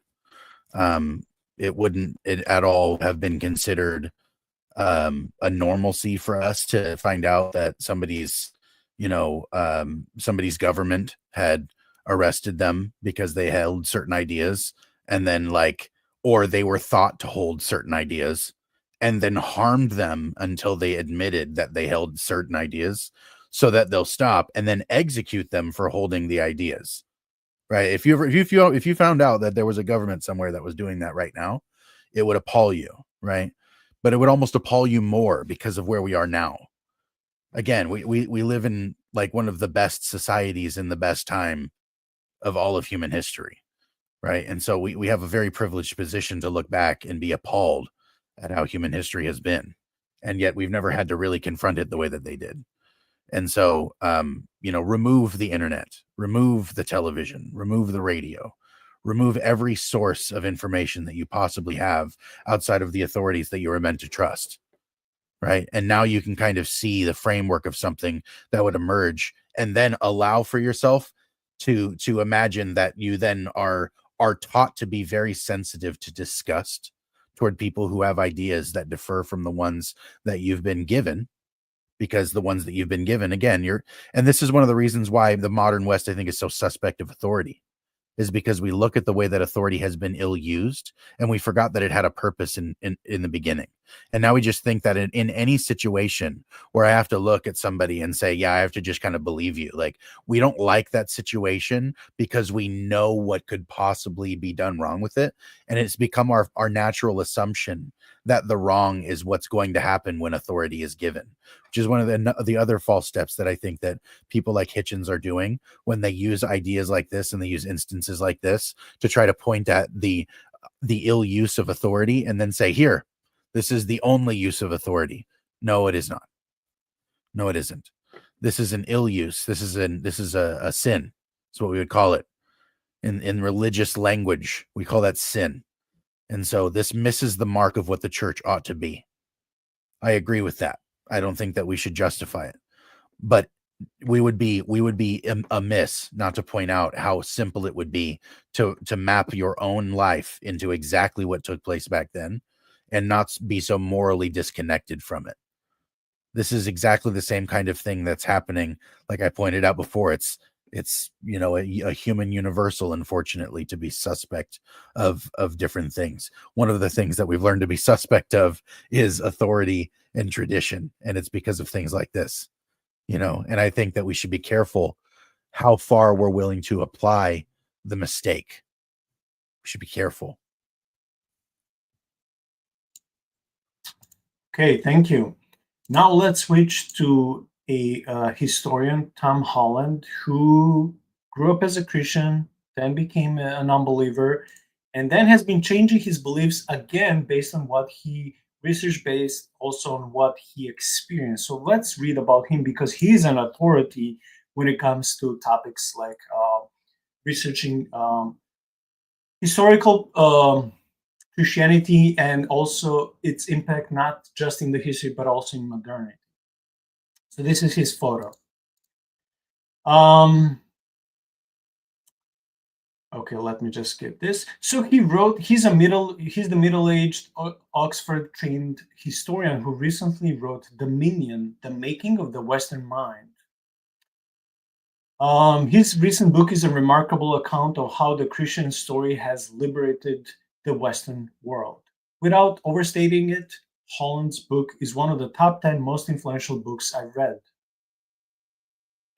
Holland was raised by a devout Anglican mother and an atheistic father. He went to church dutifully with his mother and learned the Bible stories. But at church, he always found himself more captivated by the Bible's great imperial powers. The Persians, the Babylonians, the Romans, more so than Jesus and his lowly band of disciples. The visceral power of empire fascinated him, much the same way he was fascinated by dinosaurs and great white sharks. When Holland was in grade school, he was a precociously thoughtful child. At the age of 12, he read Herodotus' The Histories, a 5th century BC account of the then known world. And at 16, he read Edward Gibbon's famous The History of the Decline of the Fall of the Roman Empire. The glory days of the West were rooted in Rome and Greece, Gibbons argued, not the religion started by the humble Jewish men whom Rome had nailed to a cross. The seeds of doubt planted by Holland's father bore fruit, and the last vestiges of his mother's faith fell away. Holland eventually went to Oxford to study for his PhD in history, but amidst the academic tedium and the tedium of being poor, he realized that he was a good enough to write. He was a good enough writer making. He was a good enough writer make a living without a PhD, and so he dropped out of Oxford and began writing historical novels. And yet, even after dropping out of his program, his love of history remained. And he came into his 30s And so Holland began writing histories of the Greco-Roman world, the Persian invasion of the Greece, the fall of the Roman Republic, and so on. For Holland, Rome and Greece, like the Tyrannosaurus Rex and great white shark, were apex predators worthy of fascination, yet they were also terrifying. The more Holland delved into the classical world, the more he became glad he did not have to live there. Great white sharks are fun to watch on TV, but not to swim with. Not that everything in the classical world was all, I don't know how to pronounce this, rapine or rapine, or I don't know, and pillaging. But the eugenics of the Spartans, the slavery of the Romans, and routine slaughter of the gladiatorial games, and exposure of unwanted infants, the rapacious subjection of women, the public crucifixion and torture of criminals, like a horror movie, and all of it was unsettling and terrifying, even if fascinating. As he entered midlife, Holland became increasingly aware of the vastly different moral assumptions that governed his modern Western world and the ancient Greco-Roman world. Where the Roman world brutalized and oppressed the weak, the contemporary Western world deferred to and cared for the weak. Not perfectly, of course, but at least in ideal. No one in ancient Rome played the victim card because victims were not admired, only despised. In the Greco-Roman world, might made right. Power was for the self-protection and self-promotion of the powerful. Generosity was only extended with a view of reciprocity.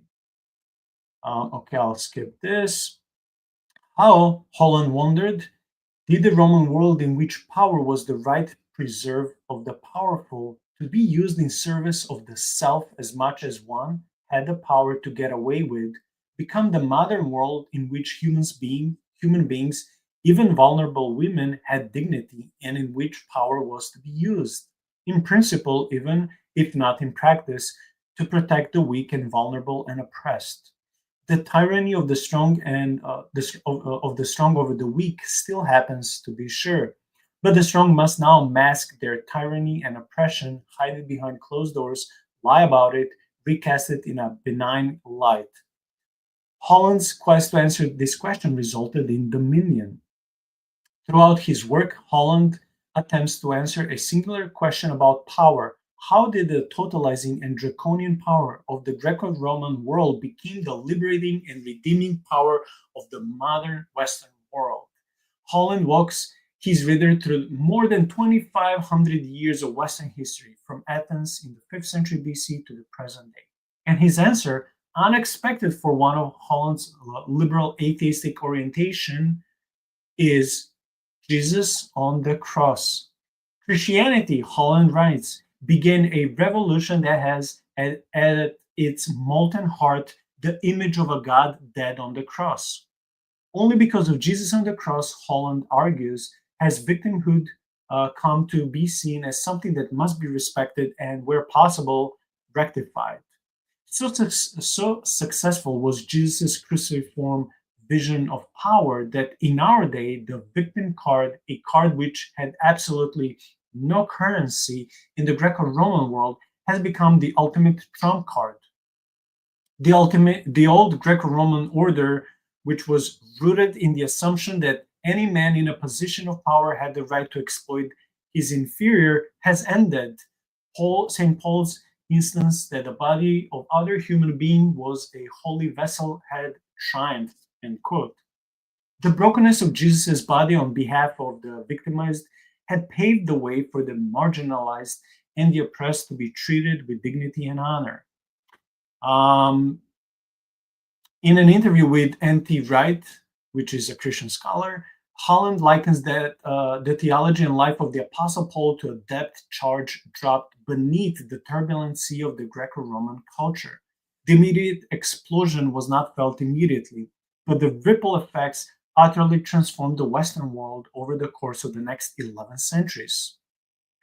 Okay, now he's encouraging people to buy his book and read it. Holland has now come to see Christianity as the story of power willingly spent on behalf of the vulnerable, strength deployed to protect the weak. The story of the strong choosing to play the victim on behalf of the oppressed to spare them from ignominy and shame. He has come to see it as a story about how Christ's sacrificial dominion, mediated through the church's sacrificial dominion, has liberated and is liberating, so it's a continual process, the Western world. So where does that leave Holland? In process. As early 2016, he had already admitted to being wrong about Christianity. He hadn't become a believer in Christ per se, but he had become a believer in the necessity of Christianity. Far from seeing Christianity as a gray breath, he had come to see Christianity as the fount of all that was good and laudable in the Western world. The sanctity of individual life, respect for women, racial equality, fairness, care for the poor, and most significantly, protection for the victims of oppression. What many secular historians naively granted to the Enlightenment, Holland had come to see as the true gifts of Christianity. By the time he had published Dominion, he had moved further still. In an October 2020 podcast, he told interviewer Glenn Scrivener that he had lost faith in the secular liberal project. This loss of faith opened up as a sort of quote-unquote existential abyss for him. At the time of the podcast, Holland hadn't become convinced of the literal truth of the Bible stories, but stories can be true, he said, even if not literally true.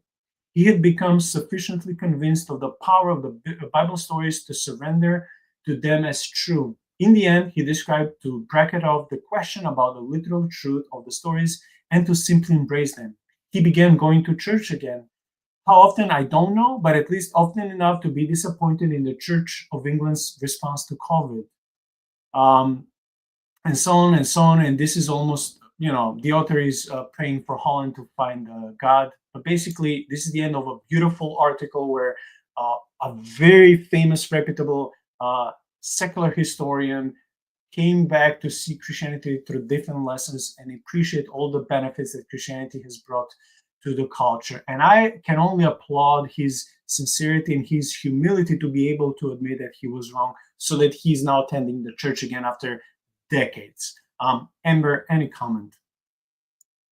Yeah, actually, if you go back and you look at the dominoes that were started by that early church there in the first 200, 300 years, it's amazing, because the church was doing something that was completely revolutionary. They were defending the sanctity of life, birth to death. They were rescuing infants that were abandoned in dumps to be sold into sex slavery or to die from exposure. They were defending, you see a lot of the writings of Irenaeus defending the image of God, and that is why life is sacred, because we are the image of God, fighting back against the Greek idea that flesh was corrupt and therefore our bodies were evil. And that's how a lot of those practices came to be. And so they were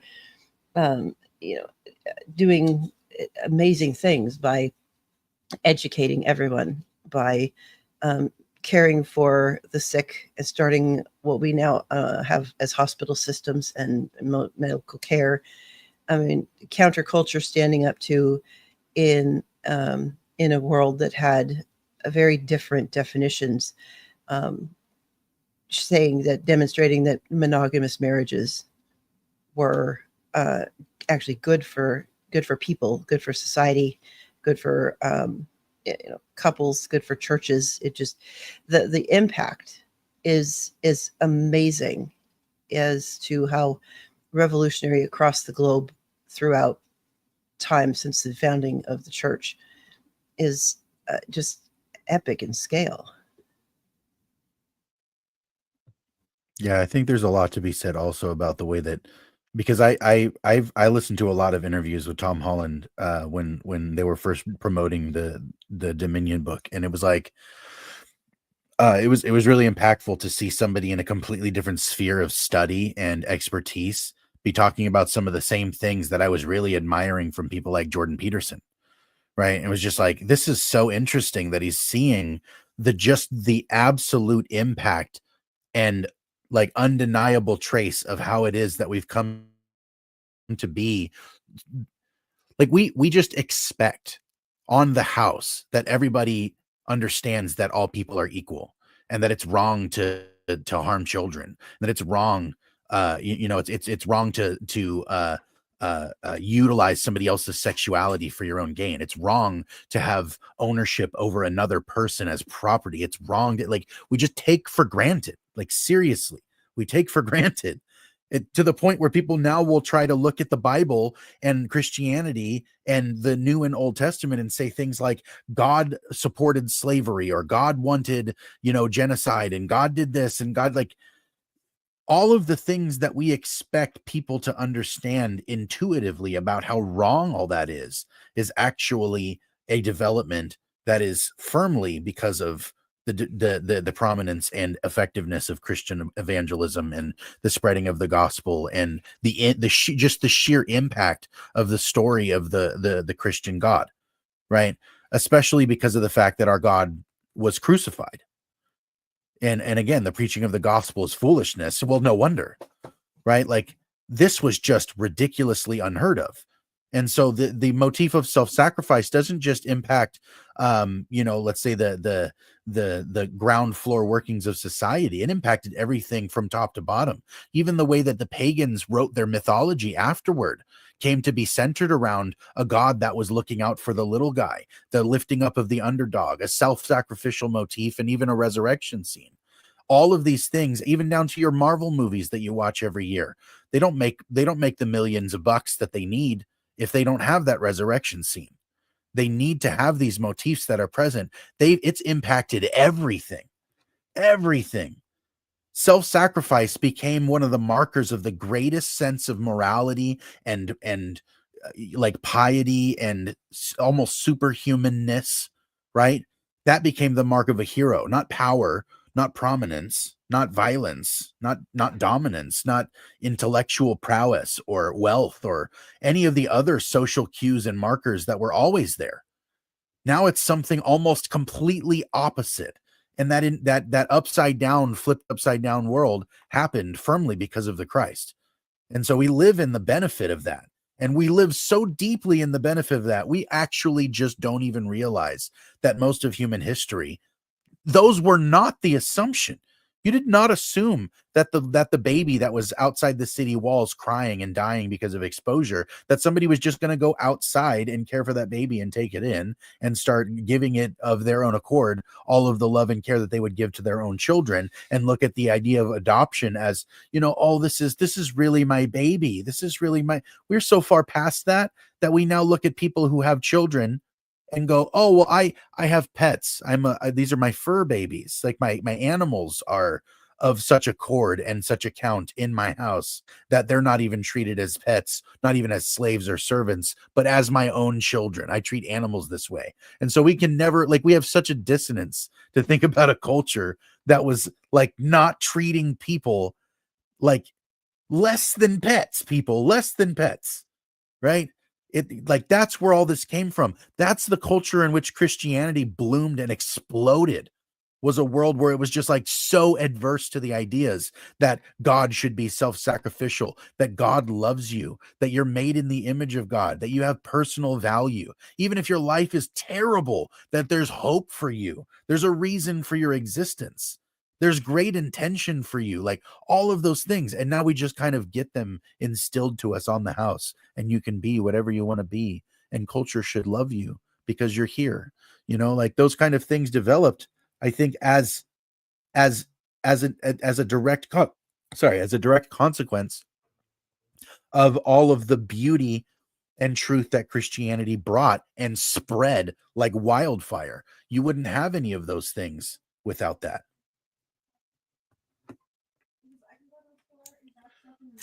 Thank you. And now we're switching to the last section of the podcast. So I think we'll be done within 30 minutes. And again, I'll have to read a lot. And this is the section where we're going to talk about, because you guys already spoke about how historically Christianity has influenced and helped people when it comes to oppression, slavery, women, children, education, science, philosophy, health. So I want to expand a little bit on these things when it comes to history and medieval church. So first, let's talk about how the Christian church helped us get out from the Dark Ages, even though this will raise some eyebrows because to many people, no, it was the blind religion and whatever wording they want to use. It was like, no, actually, it was the faith and religion that put us there. But no, that's not actually historically that is true. So let's talk about some benefits. The Christian church played a vital role in helping people emerge from the Dark Ages by providing stability, education, charity, and preserving knowledge through monasteries, which acted as centers of learning and kept ancient texts alive during the time of societal upheaval following the fall of the Roman Empire. They also provided essential services like hospitals and shelters for the poor, creating a sense of community and support across Europe. There are some key points about the church's role back then, and I believe it's even more now. Preserving knowledge. Monks in monasteries copied and preserved ancient texts, ensuring that classical learning did not disappear entirely during the Dark Ages. A newsflash, that they did not just copy religious, documents. I know when I had Troy and I don't know whom else on the podcast, we were talking about myths and legends in Western Eastern Europe, like Viking I think that was legends. Sean. Okay, and it was also I remember in one episode with Troy when we were talking about Latvian and some Russian legends. They're like, hey, they were like also copied by Christians and preserved by Christians, even though they're pagan sources. So this helped us greatly to have some of those classical writings today because of the Christian copyists and priests. They don't have to do that, but they saw beauty and importance in these works of classics, right? Um, okay, then education. Church schools provided basic education to the populace, which was rare at the time, allowing people to learn reading and writing, creating social welfare. The church distributed alms to the poor, ran hospitals for the sick, and offered shelter to travelers, acting as a form of early welfare system. At a time when there was no health care provided by the government, monasteries had an infirmary where monks would look after and pray for people who were sick. What about community and stability? In a time of political instability, the church provided a sense of unity and structure across different regions, offering a stable social order. Missionary work. Christian missionaries spread the faith to new areas, further expanding the church's influence and bringing a degree of cultural cohesion. I'm going to read from another source a little bit more that in the medieval era, there was little in the way of state-sponsored orphanages or retirement homes for the elderly. Monasteries and nunneries fulfilled those roles in medieval society. So if you were a child with no relatives, the monks or nuns would be the ones to raise you. If you were old, crippled after decades of hard manual labor, and no longer capable of work, you could enter a monastery or nunnery and receive care. Okay. The other alternative for public welfare was usually that was something called the almoner, who was a priest or chaplain in a lord's castle or in a larger parishes who oversaw alms for the poor. Here, the money may have come from the local lord, but a priest was still tasked with overseeing its distribution, so it would be put to fair and effective use. What about universities? Well, the majority of them were founded for theological training, but soon branched out into the trivium and the quadrivium. Cathedral schools were ones of the few places commoners could learn to read and write, and later many parishes also taught basic literacy skills. Literacy was extremely rare in the early medieval period, but without the church, it would be even more rare. Historically, since the church was an institute as part of a book-based religion, the ideal priests were to be educated and literate. That meant that, particularly in this early medieval period, there were often few people outside of the church who were literate and numerate. Thus, in feudal bureaucracies, church-trained individuals were often the record keepers, the financiers, the letter writers for political treaties, and the diplomatic correspondence with outsiders. What about our knowledge of the past, which we just mentioned, the preservation of the Greco-Roman and Irish mythology, also thanks to the Christian priests. I'm almost done. Our modern concept of a university, including its structure, faculty, the idea of bachelor's or master's and doctoral degrees, this is all a direct inheritance of the medieval church model. Aesthetically, the church was also a patron of the arts. The most impressive artwork for the parish to enjoy, such as the spires of Gothic architecture, illuminated manuscripts, stoneworking, churchyards, and statuary in churches, the gorgeous stained glass windows, and many painted portions over the altars.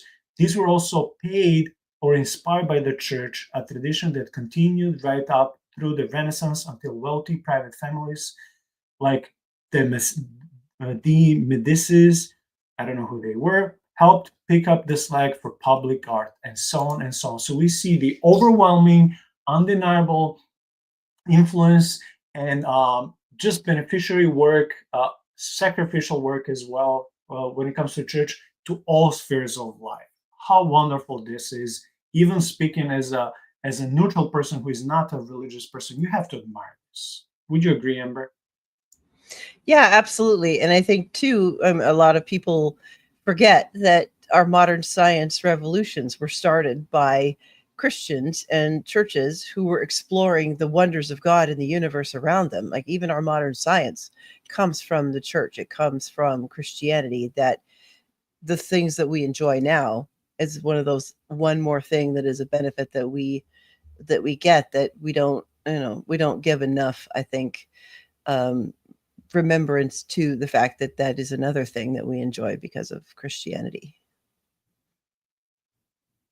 I think it's interesting to note that very recently, and just to draw even more attention to it, because everybody's heard about it by now, that Wes Huff was on Joe Rogan's podcast. One of the things that he pointed out in that podcast very explicitly was that it was the Christians who created the tendency to use both sides of a papyrus or a script in order to utilize it most effectively, and then even to bind them together with a common sinew at the end so that you can create a codex, or what we call a book, right? So it's like the fact that these things were compiled together, not in scrolls in shelves at a library, but in one particular volume in a compact way, like a single document that was of a library. Like that's our Bible, right? Like, so it's like the Western literacy is represented. I think the Bible is a perfect symbol of Western literacy.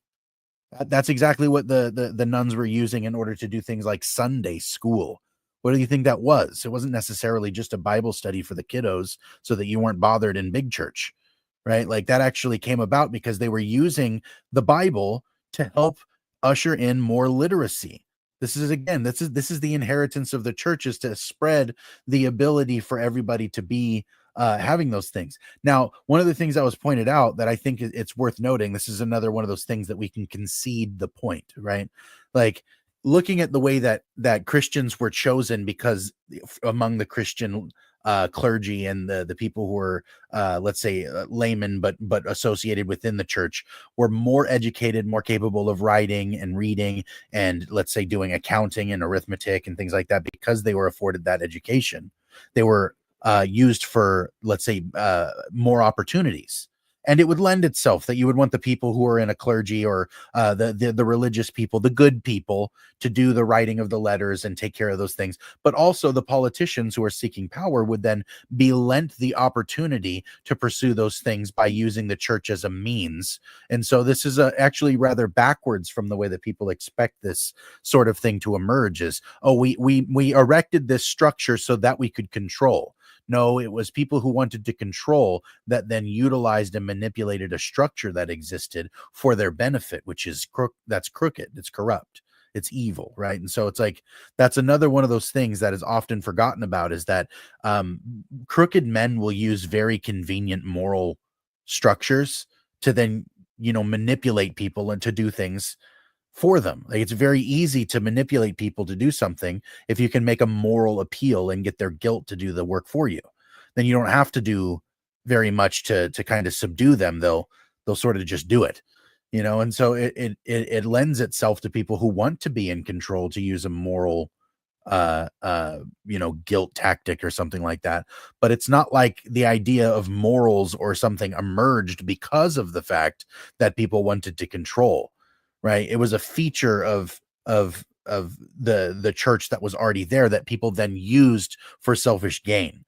And so, just to correct another kind of misapprehension of some of these things being benefits, because I can hear the yeah, but what about ism that would emerge because of that, is to concede the point. Yeah, there are people that do it wrong. That's absolutely right. But that is not why it was made. That's not why it was instituted, right? It, like, nuns that misappropriated their authority to teach children to then physically abuse the children out of their frustration because kids are difficult to deal with and there wasn't as many boundaries, let's say, then as there are now, and social expectations were different. And so there was abuses. But that doesn't mean that the nuns were given power over the children because abuse was their tendency. That's not why they were there, right? So you can't, again, this is just the wrong way to extrapolate the data.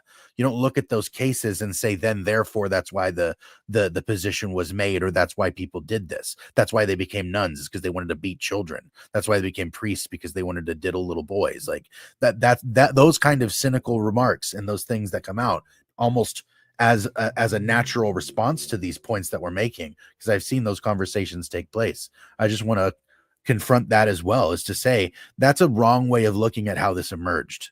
That is not how that happened. It is how it was abused over time. Yeah, thank you. We're going to conclude this part with some of the Jesus's teachings and just focusing ourselves not anymore on you know, what was the historical role of the church, what was the historical Christianity, but this is our foundation, Christ Jesus himself. The church wouldn't exist without him. Christianity wouldn't exist without him. New covenant wouldn't exist without him. All the prophecies that were foretelling of his arrival would be for nothing. So what about Jesus's teachings? When we read in the Gospels, do we see something, let's put quote unquote radical, but in a good way? Do we see Jesus as being just a moral teacher who's focusing merely on the on the Jews, or maybe just merely expanding God's commandments in the Old Testament, or do we see that some of the commandments are expanded and more explained in a way they're like, no, they were given for your benefit if you would obey them? Do we see Jesus as someone who is a cruel master or a loving shepherd that, yeah, for the sake of protecting his sheep, he will go like mama bear? But in general, what do we see about him? What do we see about his teachings? Contextually understood, are his teachings and Jesus, are they poisonous, quote unquote, as well? And how can, this is my question, how can anyone be against Jesus anyway? So it's a theologically packed question. You don't have to rush with the question. So what about Jesus's teachings and Jesus's character?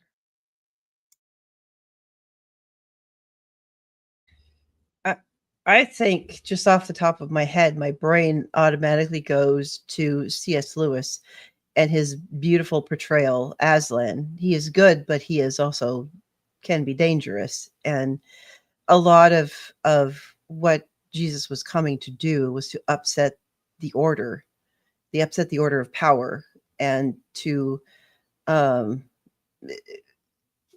equal the scales, that everyone in Christ has equal standing, that the privileged aren't privileged anymore, and the poor and the lowly aren't privileged. They're not poor and lowly and worth less than everyone else anymore. In Christ is the great equalizer, and that is dangerous to those in power. That is dangerous to those in charge of structures that want to stay in power. So the realization that in Christ we are equal and have equal value is dangerous to those who want to use power and abuse power. And so that I think is what I see as the main takeaway from that. I think I agree with that. I think it makes sense because especially the way you said that Jesus is like a revolutionary or kind of an extreme of sorts, right? Like Jesus, if anything, Jesus is the extreme of self-sacrifice, right? Like that's one of the main extremes that he goes to, while also maintaining in a really strange fashion this kind of tension, because he was not adverse to receiving admiration and worship, and yet in doing so would elevate the person giving rather than demean them in order to take. He was constantly, even in it, receiving worship, lifting others up and elevating them. And so like that's one of the things that I think is most profound about trying to think about what it would mean for God to become incarnate, is to see what it would mean for God to play out what it means to be properly man according to God. Right? Because this is one of the things that people try to ask, but why can't God just tell me what he wants? Like, what does he want? It's like God showed you exactly what he wants. That's the extreme. That's the revolutionary thing, is that it wasn't simply a guy doing really well. It wasn't just a wise man who was a good teacher and just said the wrong things to the wrong people. And he wasn't just a political upsetter, though all those things he did do. All those things he did. He wasn't just a miracle worker. He wasn't just a prophet. He wasn't just an archetypal stand-in for a priesthood fulfillment of X, Y, and Z. Like, Jesus was all those things. He was also the archetype of every great romance feature you could possibly imagine, being the lover that went to the end of the world, or unto the, like the Disney version of Hercules, where he goes down into Hades to retrieve the dead bride. Like, all of those things. Yes, Christ is those things, but also the main part of the story is that he claimed to be I am.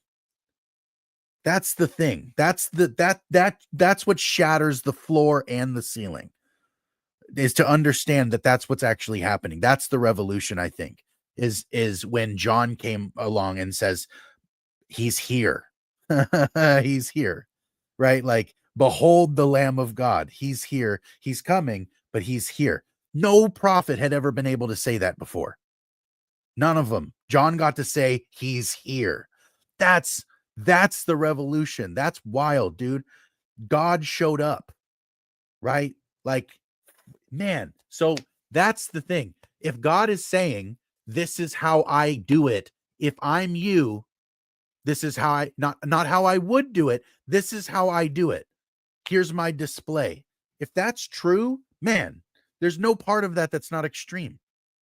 There isn't one. The whole thing, like the whole thing, top to bottom, is absolutely uncanny. Seriously, everything he did was just amazing. He just went and starved himself on purpose in the wilderness. Like, why would he do that? Like, everything about it becomes extreme. I can't think of any part of it that's not touched by that. Yeah, thanks.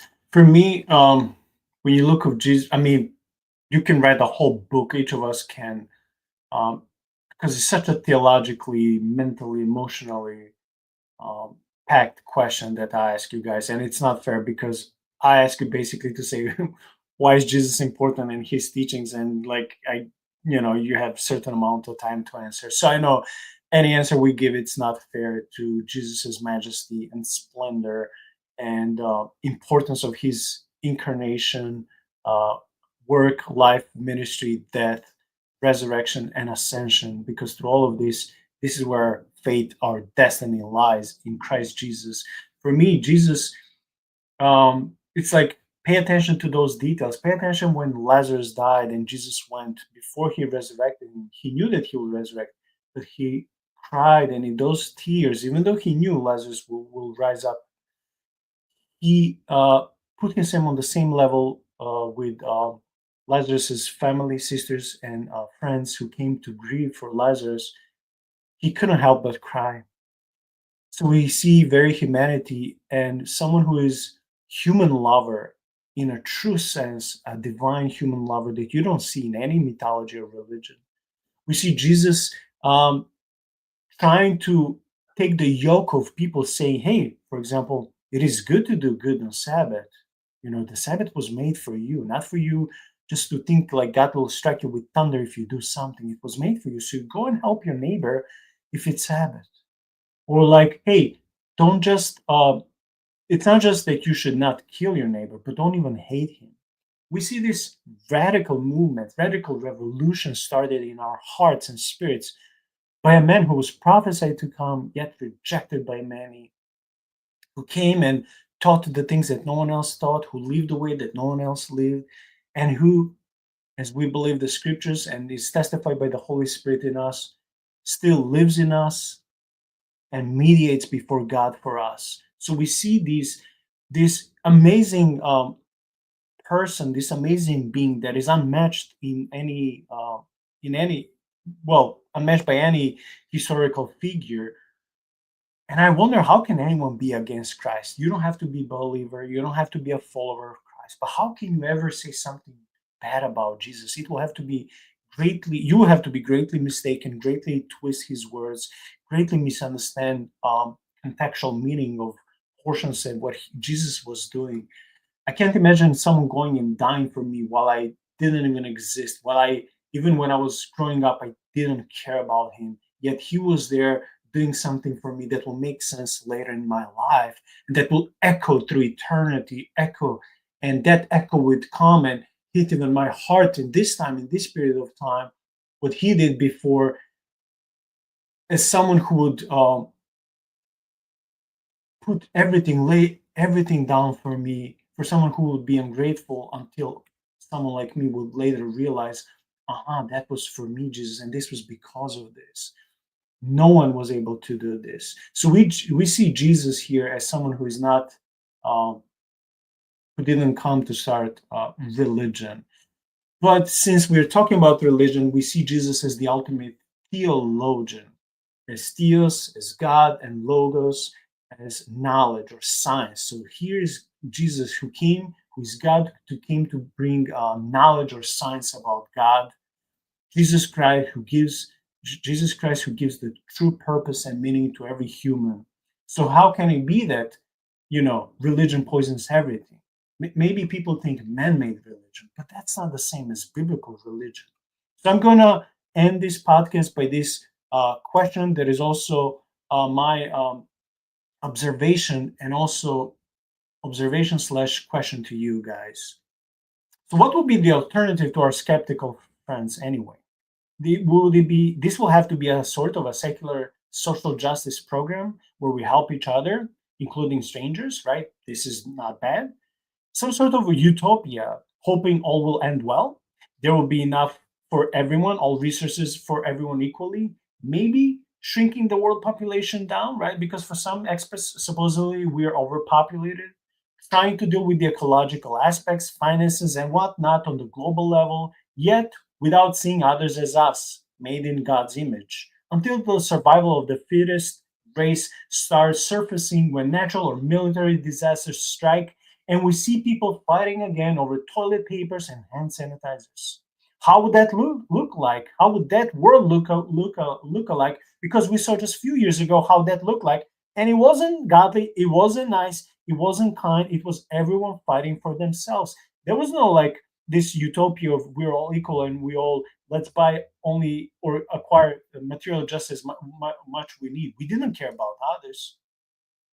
So this scenario would remind me in one of my favorite movies, Equilibrium, where emotions were forbidden, music was forbidden, art was forbidden, books were forbidden. All this was forbidden. You have to obey your government and do whatever they told you. You couldn't have pets. You couldn't have emotions because you're about to be numbed down. Or what about in a comedy, Idiocracy, where everyone's dumbed down. No one could even answer a simple question. No one had logic. They're all dumbed down to be in this robotic state of mind where they live merely in a shell with no brains, basically, where dumbest person nowadays would be smarter than than the smartest person in that society. Or what about the current TV show Silo, which is one of my favorite ones? You know, in the nuclear disaster, if there's a revolt or something, again, everyone turns against each other. It doesn't look good. So in all these, and I'm just getting movies and TV shows as inspiration or as example because I'm a big sci-fi, lover, and I like these things, and I always find patterns and lessons in all these things. So in this world, in the future utopia, well, actually, utopia will be something amazing for atheists, but this will be a clone version of utopia, the bad utopia, because the real utopia that they aspire to become would not last for long. So in this more realistic world, emotions are not allowed, truth is not allowed, art is not allowed. Everything would have to be politically correct and approved by the government. Logic would abandon most humans. There will be no spirituality except the one everyone invents for himself and probably hides, and where everyone would be guided not by the scriptures, but by the government manifesto. So, Josh, if this is the reality that expects those without religion, Christian religion, what is hope for our skeptical friends? Because as we see, there is not much to be hoped for. We see prophets such as Orwell, such as many of those amazing writers, many of those amazing movie and TV producers, novel writers who would predict, in a way, prophetically, long ago in their masterpieces, what we would read or watch, what they would write about in this, secular systems of the future. We see little by little these things are happening and unwrapping, even though they're made to be to sound like fiction, but they're coming more and more to be true. So my question is, what is hope outside of Christ? What is hope outside of Jesus as the theologian, the great I am who you mentioned, and the one who came to die for us? Well, I think the only real hope or even the real meaning or value that anybody can have is pretty much just like proximal. It's going to be like very confined and ultimately small and contextual, if anything, And so I think when a lot of the time people will use some of the same things that the Christians would call virtues as the things that they think, oh, this is the most important thing that we should aim society at, and individuals should be aimed at society because society is aimed at the good. It's like, okay, friend, well, all you did was restructure what we mean by religion and remove the thing that's supposed to put everybody in the same camp. There has to be a reason. People aren't just going to buy bare bones rationality or some sort of magic, snap your fingers, education gives people morality situation, right? Like what you need is actually something very different. In order for everybody to do the same thing at the same time for the same reason, they all need the same reason. They can't just be in the same place at the same time.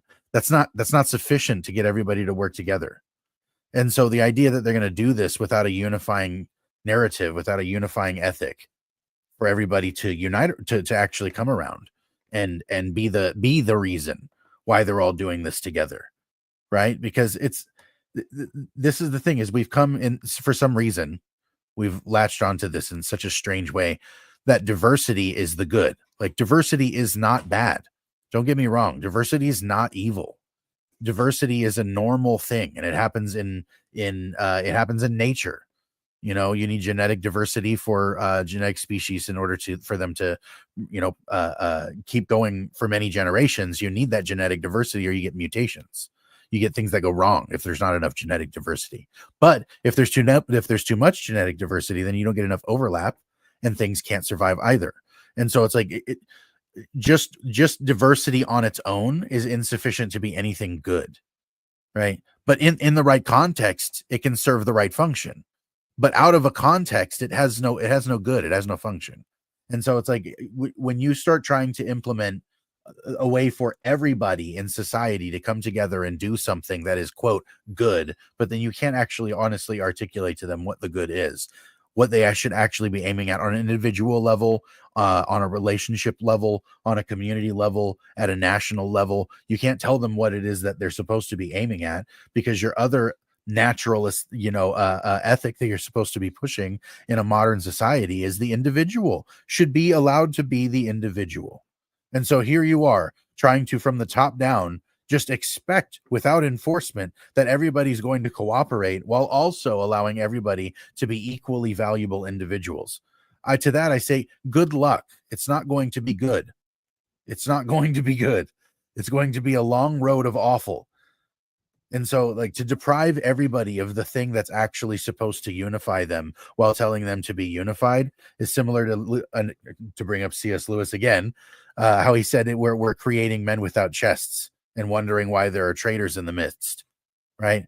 Men with no heart, no reason, no allegiances, no obligation, just the self, right? And then ask them to be self-sacrificial and join the military, protect their people and their, for Lord and land, like honor and valor. Like where are those things supposed to land for somebody like that?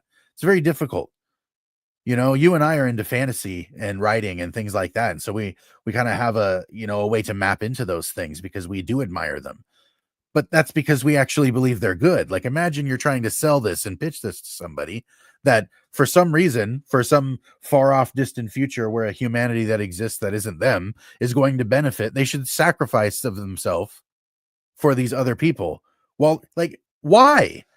Why should I sacrifice of myself? Why should I not just go after the good that's before me today?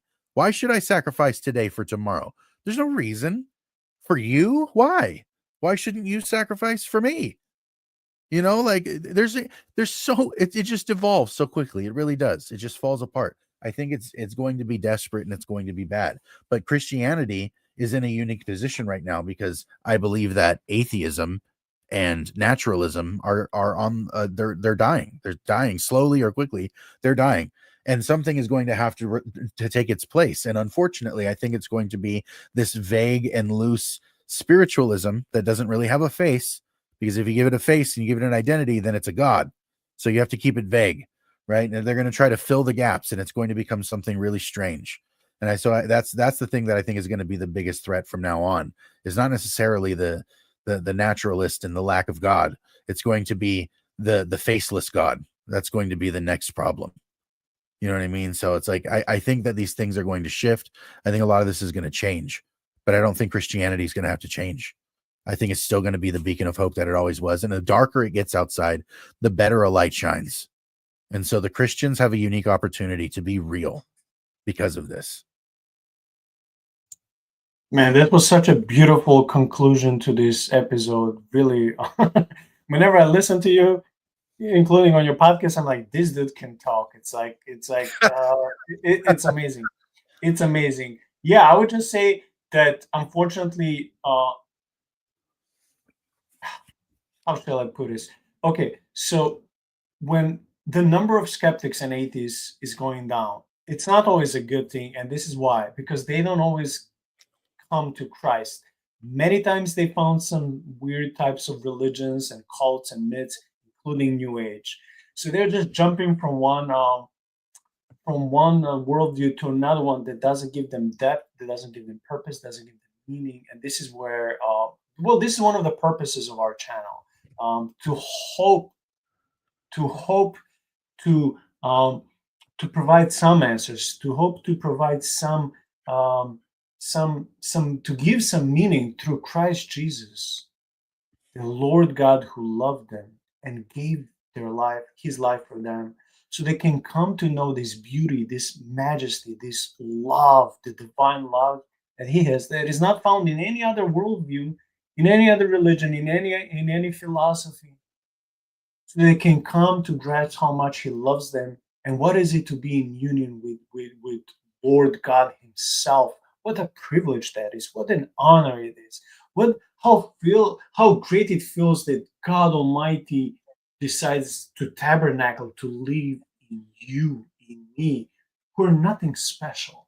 So that's my hope. That's my hope, is that people will see this very imperfect episode, but still something that we Mm. said will maybe challenge them, make them think like, hey, maybe I was wrong about this. Maybe I was accusing Christianity or Christians or something that wasn't true. Or maybe I overemphasized my argument. Or maybe, oh, I got my data wrong. Or maybe, hey, even if those some Christians let me down and disappointed me or got church hurt 20, 30 years ago, but look at Jesus. Jesus cannot disappoint me.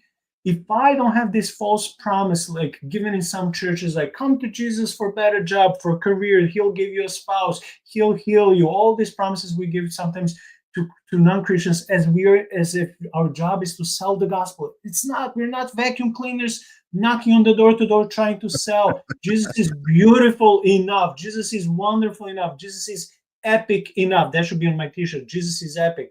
He's epic enough in one. He's God Almighty. What is it more that you want him to do or give you that you decide to follow him? So it's like we say this in love. We say the whole episode was not made to to hate on anyone or criticize on anyone. Again, half of my life I spent as a skeptic. So there's purpose. There is meaning, my friend. There's way out of your addiction, way out of your depression, way out of your, all these wonderful questions and important questions that you have and no one can answer. Jesus can. So please seek him, because he's the capital truth that you're seeking. All of us have, I believe, engraved in our hearts and souls this quest for truth that is bigger than any Tolkien's novel. I know Sean will be upset with him because Sean loves Tolkien, right? And many others. But this is the biggest, most epic quest we have in our hearts, seeking for truth, seeking for purpose and meaning in this life. Especially this is true with males, with men. We want something that gives us the ground, that is our foundational stone, that once when we have our firmness and we step on that, then we can go and with this confidence do the work that we're supposed to in our lives, in community, family, work, wherever. So please, my friend, wherever you are, whoever you are, if you're suffering, if you have questions, just please know that God loves you. Jesus died for you. Gospel is truth from every perspective, including historically. Historically, we assess by secular historian that Christianity has benefited the world, the whole globe, in so many layers that you can dispute that.